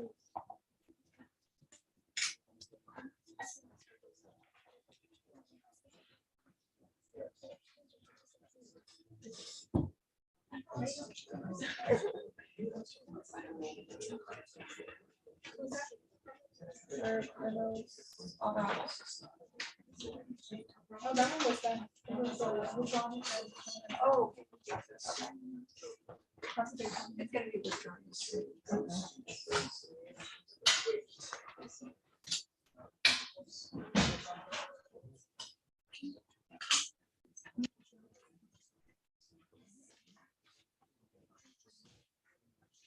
All right, State, did you all file the motion to withdraw on Carlos Alvarado? Was that filed? Does anyone know? It was Kyle, Judge. Okay, all right, thank you. You can ask her. Compliance, yeah. Oh, it's a compliance. All right. Rebecca, do you know if Mr. Victor Fernandez has a real job now? All right, thank you. All right, is there anyone else? That was all Docket. Oh, it was on. Yes. She had a sealed motion, but she never came back. You didn't know she came back at 1:30. And that's the only case that's left? Yeah, and then we just asked. He's gonna file something later. Yes. You wanted to write it in the file? Yes, he's supposed to file that motion. And I know it's a lot of files. And then that's it. All right. Okay, everyone, we are done for